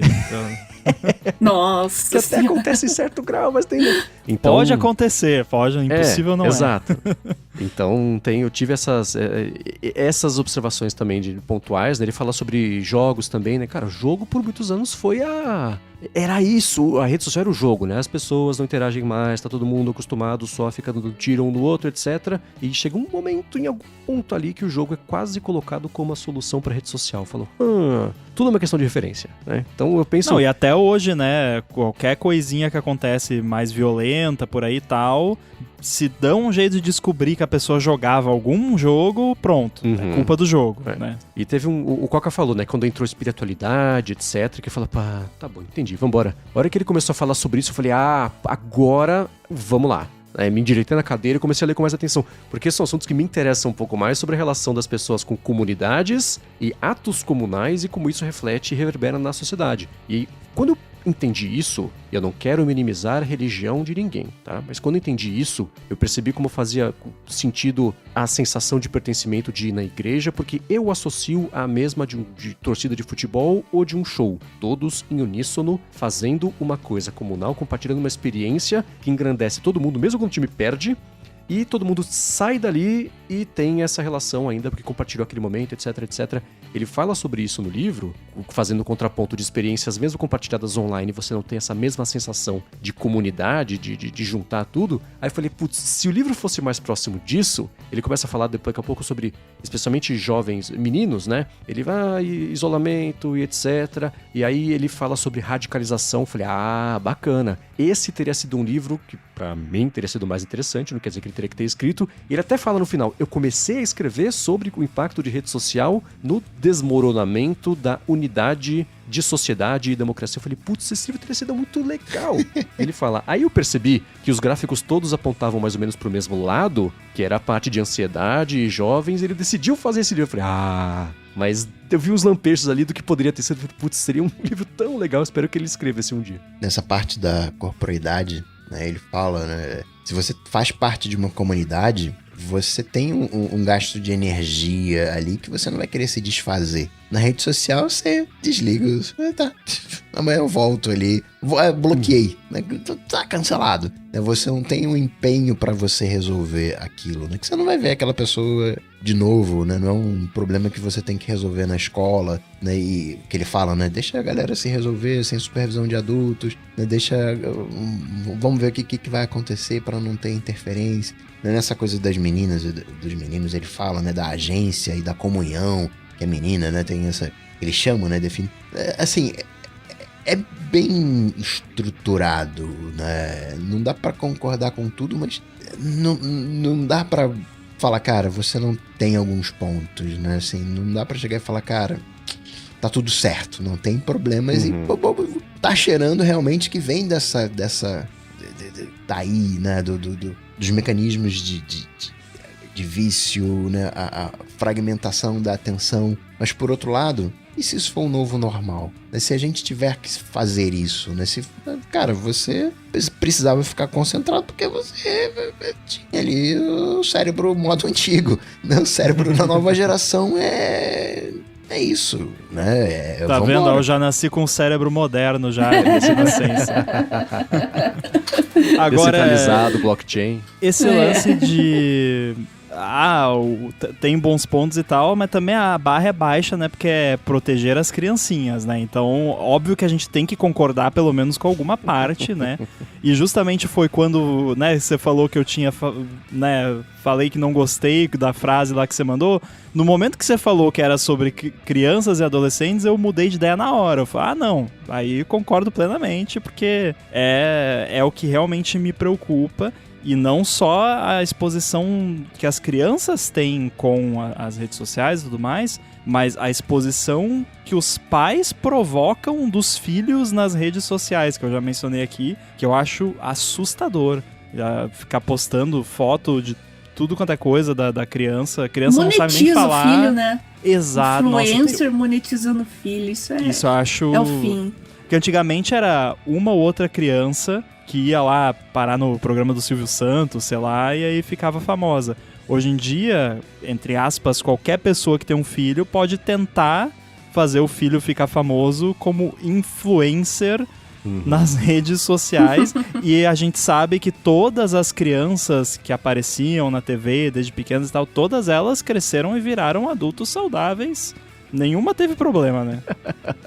E no livro ele cita um caso de uma menina que eu achei que me marcou, que era uma menina que estava chateada porque teve 17 visualizações. Teve um negócio lá que saiu, não saiu do jeito que deveria, e aí a menina tava chateada por causa das 17 visualizações. 17, não tô querendo menosprezar, não, 17, pô, eu não tenho 17 amigos, né?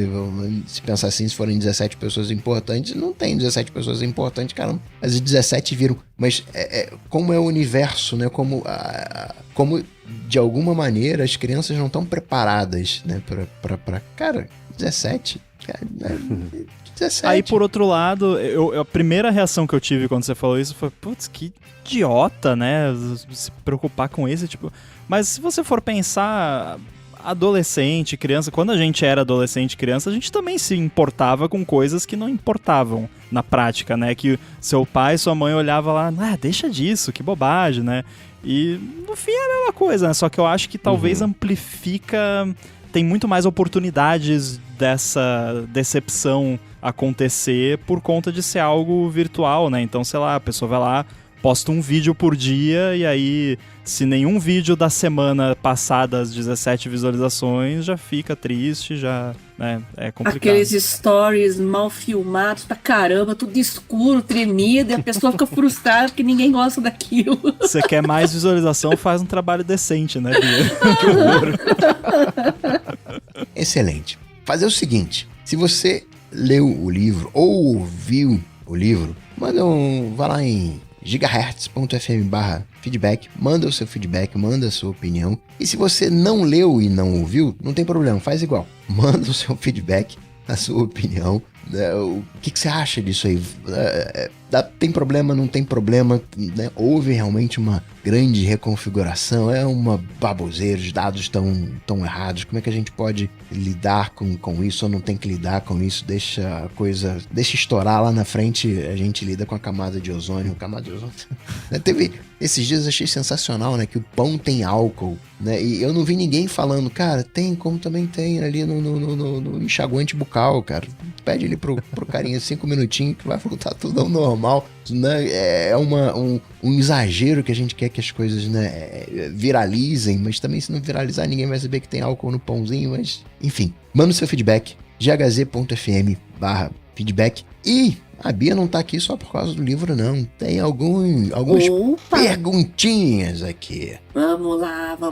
Alguns ADTs, mas antes disso, tirar um minuto aqui do episódio para agradecer a ExpressVPN que está patrocinando mais esse episódio do ADT. A ExpressVPN oferece 2 grandes vantagens, que são uma conexão segura para você navegar e a possibilidade de você usar a internet como se estivesse em qualquer país do mundo. A privacidade, todo mundo já sabe, quando você se conecta especialmente a um Wi-Fi público. A coleta dos seus dados geralmente é o preço da conexão. Com a ExpressVPN você se protege e passa a usar o seu dispositivo, seja computador, seja tablet, Apple TV, até mesmo aparelho de TV, com tudo criptografado, como se você estivesse numa espécie de modo anônimo permanente. Isso quer dizer que ninguém consegue rastrear a sua atividade e nem olhar para os dados trafegados. Já a parte de você poder se conectar como se estivesse em qualquer lugar do mundo é ótima, porque você pode acessar o catálogo da Netflix como se estivesse nos Estados Unidos, por exemplo, que é diferente do catálogo que ela disponibiliza aqui no Brasil. A mesma coisa para outros serviços de streaming,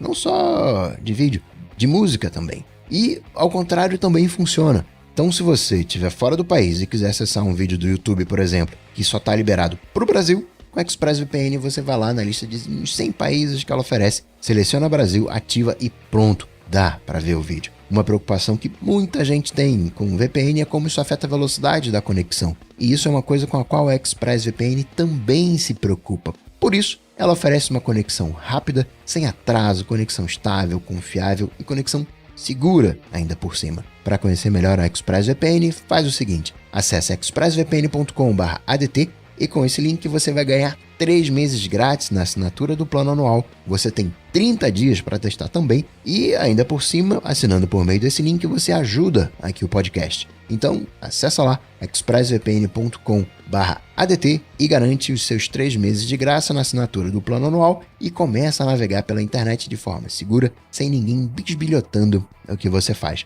Muito obrigado à ExpressVPN pelo patrocínio do ADT e pelo apoio a toda Gigahertz. Valeu. Pois bem, Bia, ajuda aqui o Sérgio Araújo. Ele falar em Gigahertz, anchor.fm/feedback falou o seguinte: eu sou professor universitário da área de saúde, mas estou me preparando para iniciar numa área nova de inteligência artificial aplicada à saúde. Para isso, quero montar um PC que possa rodar os modelos de IA localmente, por questões de privacidade, né, pelos dados do paciente. Queria saber qual é a melhor configuração de PC, né, para essa finalidade: placa-mãe, processador, placa de vídeo. Eu sei que a Bia tá brigando aí com volume aí de Windows. Já passou os meus desentendimentos aqui. Tô de boa com o Windows agora, só tô tentando reaprender de novo, né? Mas então, eu tava nesse mesmo dilema aí um tempo atrás, aí querendo montar a minha máquina, né? E o que eu posso te garantir, Sérgio, é que processador tem que ser um bom processador, o melhor que você puder. E quanto à memória, o máximo que você conseguir. Vai depender muito do orçamento que você tem em mãos. Por isso que eu coloco essa baliza para você definir qual máquina comprar. Com relação à placa de vídeo, que eu acho que é um dos itens mais importantes do seu setup aí, a tendência é o pessoal tudo aí para uma RTX e tal. Claro que a gente quer a melhor possível, mas não entra no orçamento, não adianta, né? E nem vale a pena, dali um ano ela vale metade daquele valor, então pegar a última das últimas nunca é um bom negócio, né? Mas é bom você saber também que além das RTX, né, da NVIDIA, tem a linha Quadro, que foi a que eu acabei escolhendo, porque às vezes você vai querer rodar alguns modelos e vai ficar horas e horas, às vezes mais de um dia diretão ali, e essa é uma placa que, embora não seja a mais poderosa de todas, ela é mais resistente, ela aguenta trabalhos mais longos. Então eu já escolhi ela pensando na recomendação que algumas pessoas que trabalham com algumas coisas que eu pretendo fazer, né? Então eu fui muito nesse tipo de indicação. Eu sugiro que você converse com pessoas da área, tá? Que já tenham máquinas assim, que já estão trabalhando, conheça os softwares antes e a partir de então você escolhe um setup para você rodar legal aí a sua IA localmente, que é o seu objetivo, né? E então é isso, processador o melhor que puder, a memória o máximo que conseguir e a placa de vídeo, aí veja o seu orçamento e converse com pessoas da mesma área que você, tá bom? Eu peguei a T1000, eu esqueci, depois eu vejo aqui e passo direitinho pro Marcos, mas é da linha Quadro, não é uma RTX. Aí eu peguei aqui mais, aqui um tera de SSD, nossa, SSD é vida, né? Eu não sei mais viver sem, já tava no Mac nessa, né? Então não dá nem pra voltar atrás mais, acho que eu não conseguiria. E acho que os principais itens são esses, né? Vocês colocariam alguma coisa a mais para prestar atenção? E eu peguei um Dell, tá? Eu peguei uma torre Precision da Dell. Então eu consegui ali pegar já uma que já tinha ali com a placa Quadro. E processador, memória, eu fui ajeitando. A Dell tem essa flexibilidade, né? Eu fui colocando os itens ali conforme o orçamento que eu tinha. Você pegou a T1000 da linha Quadro. Isso, a T1000.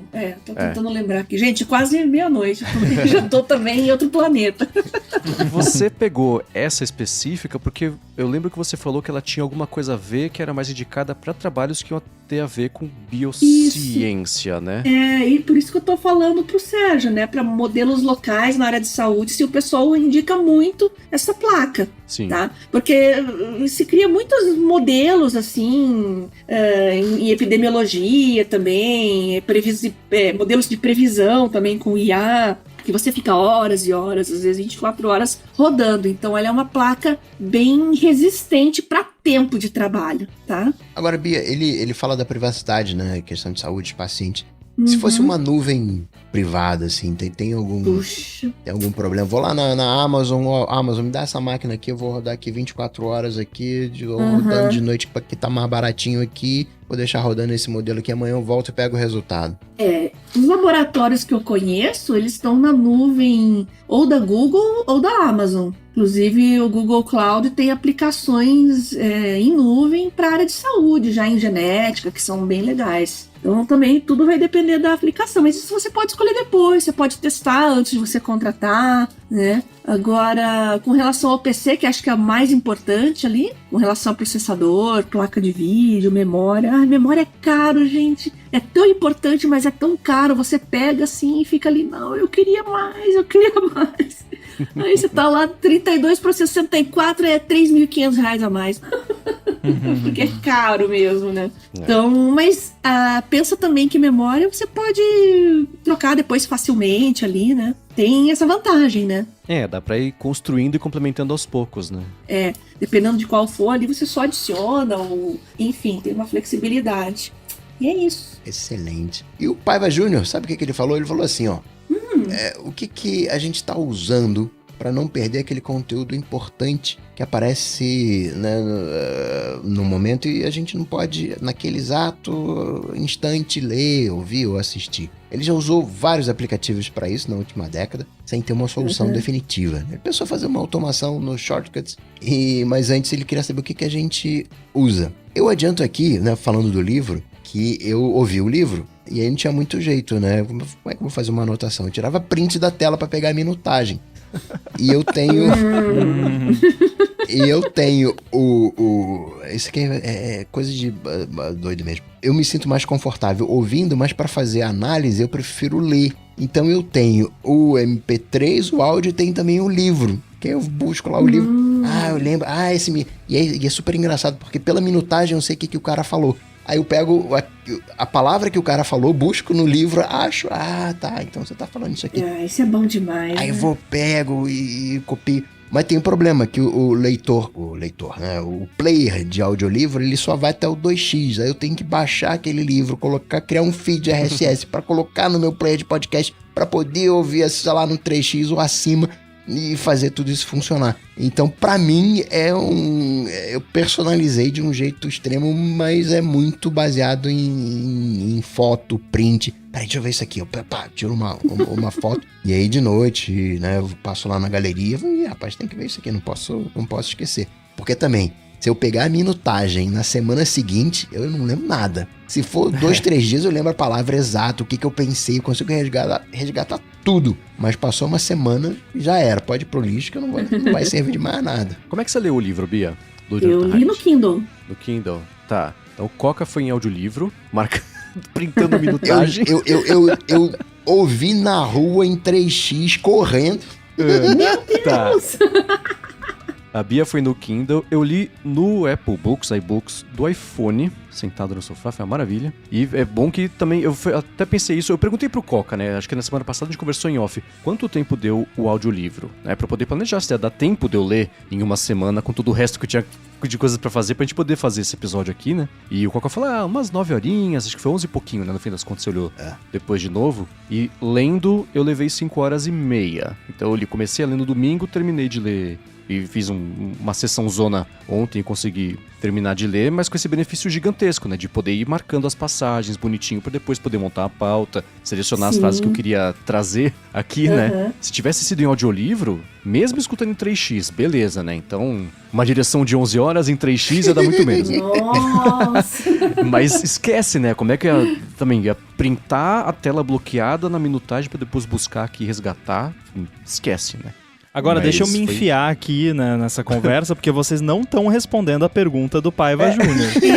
Eu tava pensando nisso agora. Pra chegar lá. Eu vou explicar. Eu tô só escutando aqui, porque eu quero responder, porque a minha resposta é muito simples. Eu uso o Read Later do Safari. Pronto. Simples. Boa. E aí, pra vídeo do YouTube, especificamente, eu tenho uma playlist lá. Não é a playlist Watch Later padrão, é uma que eu criei separada, mas isso não vem ao caso. E boto lá. Vídeo do YouTube vai lá e qualquer outra coisa, lista de leitura do Safari. Mas e se for um post no Mastodon? Eu vou lá no share, no post, e vou lá colocar na lista de leitura, e ele coloca na lista de leitura. Então... resolvido. Tirei da frente. Agora, Bia, como é que faz? Parecido contigo, Rambo. Pra essas coisas é bem parecido. Agora, se eu preciso anotar alguma coisa, à mão assim mesmo, eu uso o Samsung Notes ali, que inclusive você não precisa nem ligar o aparelho, né? Você puxa a canetinha com a tela desligada, você consegue escrever rapidamente, né?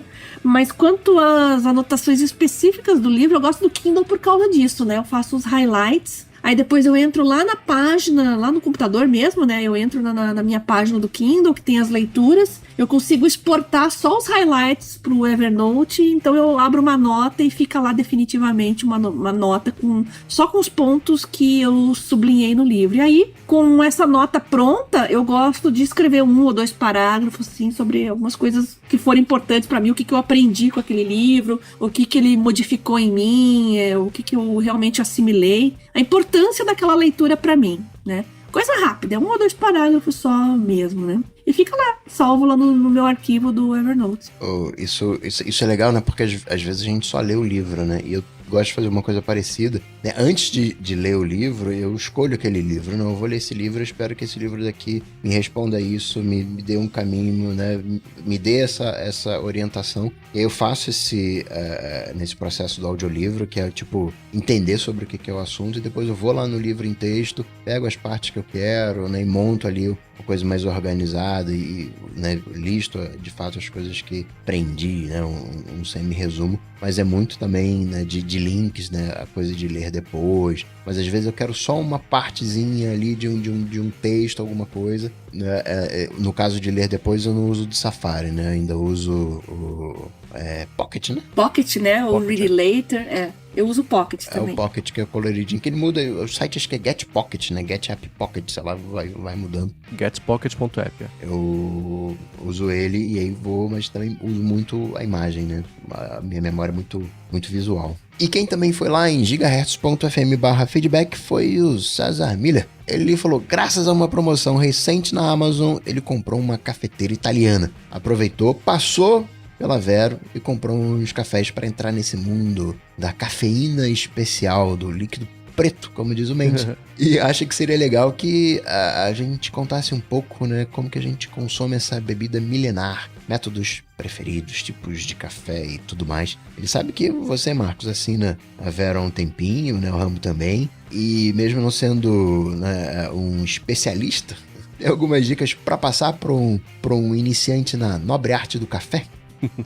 Putz. Método favorito pra mim de longe é o Aeropress. Se eu tô com tempo, eu faço... O Aeropress, o que ele é? É tipo uma seringa. E aí você aperta, né, o êmbolo da seringa e do outro lado você tem um filtro redondo onde ficou o café, você botou água, deixa um pouquinho ali pra ele extrair um pouquinho, você aperta a seringa e ele passa com um pouquinho de pressão em relação à gravidade que faria o café cair sozinho lá pelo filtro, né? Então eu gosto muito do Aeropress. Se eu tô com tempo, eu faço ele invertido, que é eu monto a seringa, monto o êmbolo, deixo ele de ponta cabeça, né? Coloco ali o pó do café, deixo a água ali extraindo, aí eu coloco o filtro, viro ele de novo e aperto dentro do copo e fica uns segundinhos a mais, um minuto, enfim, um pouquinho a mais ali fazendo. Mas o café com Aeropress é o melhor custo-benefício de tempo que você vai ter para extrair um café gostoso com o que você tem ali em mãos. Fica mais gostoso do que o café, na minha sensibilidade, né? Mais gostoso que o café só passado, mas não tão amargo, tão fortão ali, quanto o expresso, que é muito próximo da cafeteira italiana ali que ele falou que ele comprou, né? O café passado eu raramente tomo, porque eu acho que ele fica,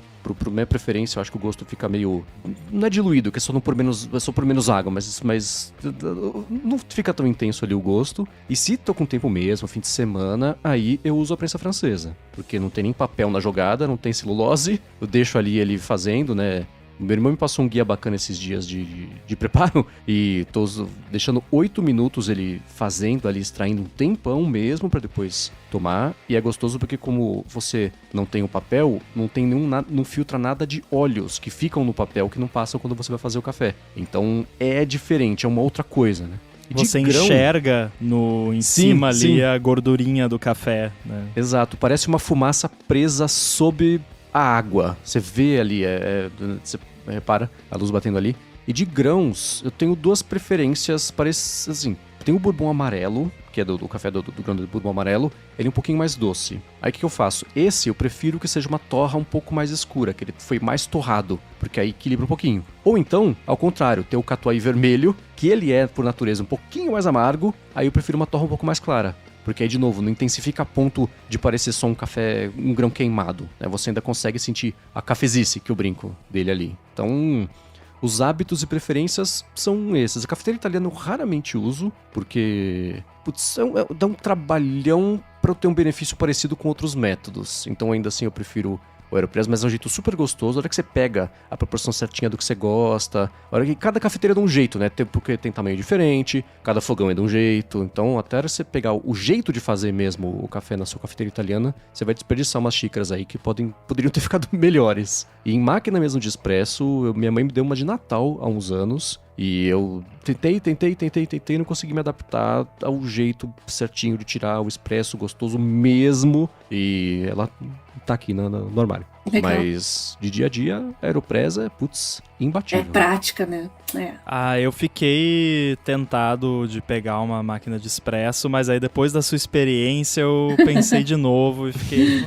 É um investimento, né? Você coloca aquele dinheiro ali, você não sabe se vai curtir, então tem que ir no que é mais seguro pra começar, né? Eu tô agora com a máquina daquele modelo novo da Nespresso, que é aquela que gira a cápsula, é uma centrífuga, basicamente, e eu achei legal que é meio gimmick, assim, mas parece funcionar, porque a cápsula na bordinha ela tem tipo um código de barra e a máquina lê, então ela faz ali a temperatura da água, a quantidade de água, tudo certinho pra ficar como foi feito pra ser aquele café, né? E aí eu compro cápsulas variadas e realmente varia o café e a maioria eu gostei bastante. Tem até cold brew que dá pra fazer nessa máquina, que você bota água gelada nela e ela passa o café gelado. Então eu achei bem bacana, tenho usado bastante. E a Aeropress também,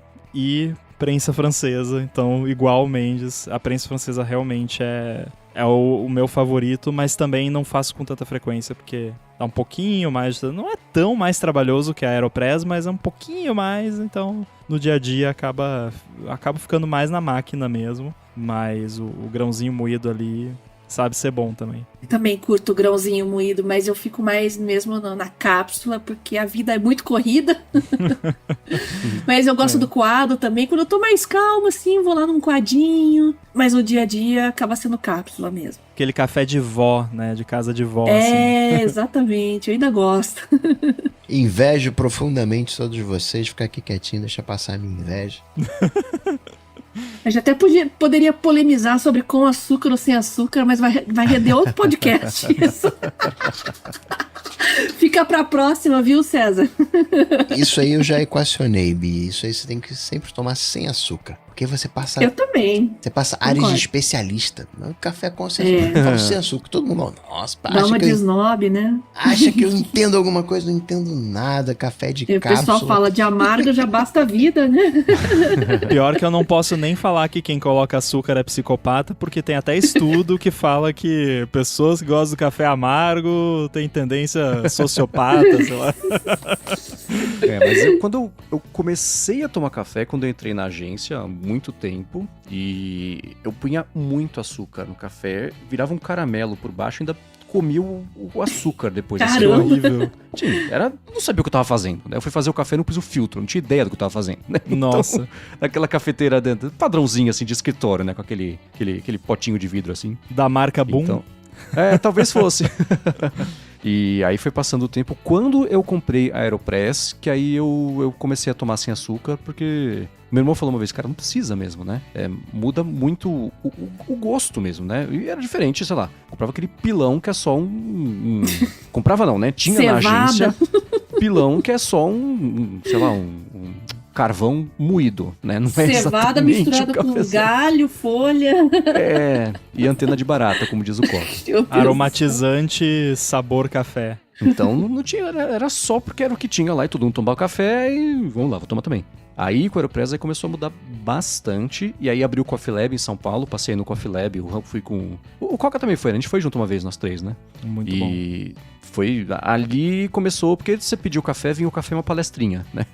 E no começo é mó legal, na 10ª vez você fala, tá, né? Até então... hoje, o meu go-to, assim, é comer um pedacinho de queijo e tomar um expresso depois, graças ao Coffee Lab, que foi lá que eu aprendi que harmoniza melhor com queijo que com chocolate. Muito não bom. Que não é bom com chocolate também, claro que é bom, mas com queijo é ainda melhor. Um queijinho Minas... Um cafezinho, muito bom. Nossa. Aí o açúcar foi ficando pra lá, mas quando eu penso, eu até arrepio de lembrar o tanto de açúcar que eu comia depois de tomar um copo de plástico de café com plástico derretido.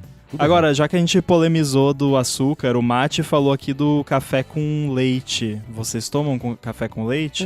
Não.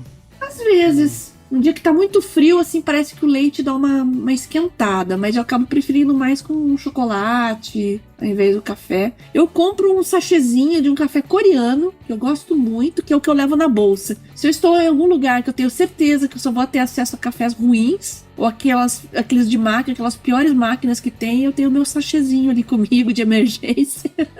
Nossa, você falou de café coreano. Essa semana o Rafa ganhou de presente umas balinhas de café da Coreia. É a melhor bala de café que eu já comi na minha vida. É uma tem alguma delícia. Coisa nesses cafés coreanos aí que eu não sei o que é. Crack, eu quero acho. descobrir. Eu ia falar a mesma coisa e me podei aqui. Nossa, você coloca a bala na boca, a pupila dilata, assim, pudim, né? É igual um sachê pros gatos. É bizarro, é muito bom mesmo. Se eu achar a bala, eu boto manda pra gente. Boa. Mas enfim, eu gosto, eu sou que nem você, assim, quando tá mais frio, tipo, ultimamente tem feito mais frio, eu gosto ali de fazer uma canequinha um pouco maior de café com leite, que daí dá aquela aquecida. Eu raramente misturo. O cheiro do café com leite eu acho bem gostoso, mas o gosto, putz, é o café com coisa, não é o café com leite. Quer dizer, não misturo café, eu misturo café com vodka, né? Aliás, tomei o Espresso Martini agora, que é a dose de vodka, meia dose de cor de café e o expresso, uma delícia. Bate na coqueteleira com gelo pra dar aquele encorpado, maravilha. Mas pra tomar mesmo o café do dia a dia, é só o café, não misturo com nada. Não. E o Mate falou aqui também da prensa francesa que dá pra fazer o leite espumado, aquele leite aerado, né? Eu também adoro. Sim. Inclusive o cappuccino tradicional, né? O verdadeiro cappuccino é 1/3 café, 1/3 leite e 1/3 a espuma do leite. Não tem essa de canela, de sei lá o que o povo inventa por aí. O verdadeiro cappuccino é que o brasileiro melhora tudo, né? Então tem essa bota cream cheese no sushi. Exato. Eu tenho uma maquininha da Nespresso também, que é do modelo antigo, Aeropress. Que tem o... Não, é da Nespresso mesmo, que tem o vaporizador lá de leite e tal. Tá. Daí eu faço cappuccino pra gente aqui. Às vezes eu faço um mochaccino também, que aí vai chocolate. Fica bom. Que beleza. Tava vendo um filme italiano, aí tem uma parte lá, fala do café, e o cara pergunta, você quer creme? Eu falei, rapaz, o cara tá disfarçando o leite, chamando creme de leite chique. Mas daí é aquele leite ultra concentrado, não é? Que eles usam nos Estados Unidos também. Se você tomar um shot daquilo lá e você for intolerante à lactose, você morre, né? Porque é tipo 1 litro de leite concentrado em 5 mililitros, assim, é bizarramente concentrado. É igual o próprio expresso na Itália. O que vem no copo é a quantidade assim. Imagina aqui no Brasil, você pede um expresso, você toma quase inteiro, deixa só aquele fundinho no copo. Esse é o expresso italiano, só vem isso. Mas vem todo o café concentrado naquele gole. Se você toma, na hora, você pula da cadeira. E se você pedir um café americano, eles trazem esse expresso pra você e uma xícara de água quente do lado. Você que misture essa lavagem aí.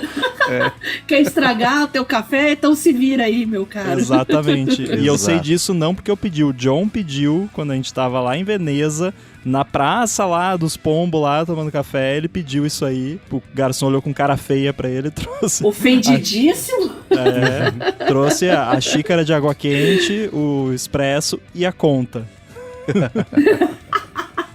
Excelente. Agradecer aos mais detensos que acompanharam aqui a gravação, que tem a edição sem edição, os patrocinadores, a Vero, assinatura de cafés especiais, Express, VPN, ao Edu, faz essa mágica acontecer, A Bia, sim, claro, obrigado, Bia, pela participação, prazer. Eu que agradeço. Tô dando um feedback pro pessoal que tá no chat aqui, agradecer a todo mundo que prestigiou o ao vivo também, e o pessoal que tá ouvindo no podcast depois também. Um abraço pra todos vocês. Agradeço demais o convite, deixo um beijo pra todos e precisando de qualquer coisa, dúvidas, podem mandar pra mim. Meu Telegram, @BiaCunze. Quem quiser perguntar alguma coisa ou estender o nosso papo aqui, a nossa discussão, fique à vontade. E acompanhar a Bia também no outro podcast ainda. Na verdade, em 2, né? O podcast que sai 2 vezes por ano, que saiu um Papotec recentemente, né? Inclusive. Verdade. Olha, eu acho que já saíram 2 esse ano. Já, tá indo então bem até. Estamos tentando o terceiro aqui já. Ó, tá acima da média já. Graças aos carros elétricos, o pessoal tá empolgado. A gente fica horas conversando no WhatsApp também. Esse assunto rende, viu? Caramba. E claro, no Área de Trabalho, eu apresento com a Bia toda quarta-feira. Pra falar comigo, MVC Mendes, lá no Threads, apresento por aqui, junto com a Bia, o Área de Trabalho com o Felipe Espósito, o A Fonte. Apresento pra Luru Hipsters Fora de Controle e escrevo pro Mac Magazine todo sábado, no fim de semana, o que a vice-presidência eventual aí do J.D. Vance pode significar pro Vale do Silício, porque ele é bem brother da galera mais vocal que tem ali no Vale. Eu tô lá no mastodon.social, @inside, Guilherme Rambo 2 no Instagram e Threads. Pra falar comigo, você sabe, se você tiver mais de 16 anos, vai lá no Instagram, no @coca.tech e manda uma DM.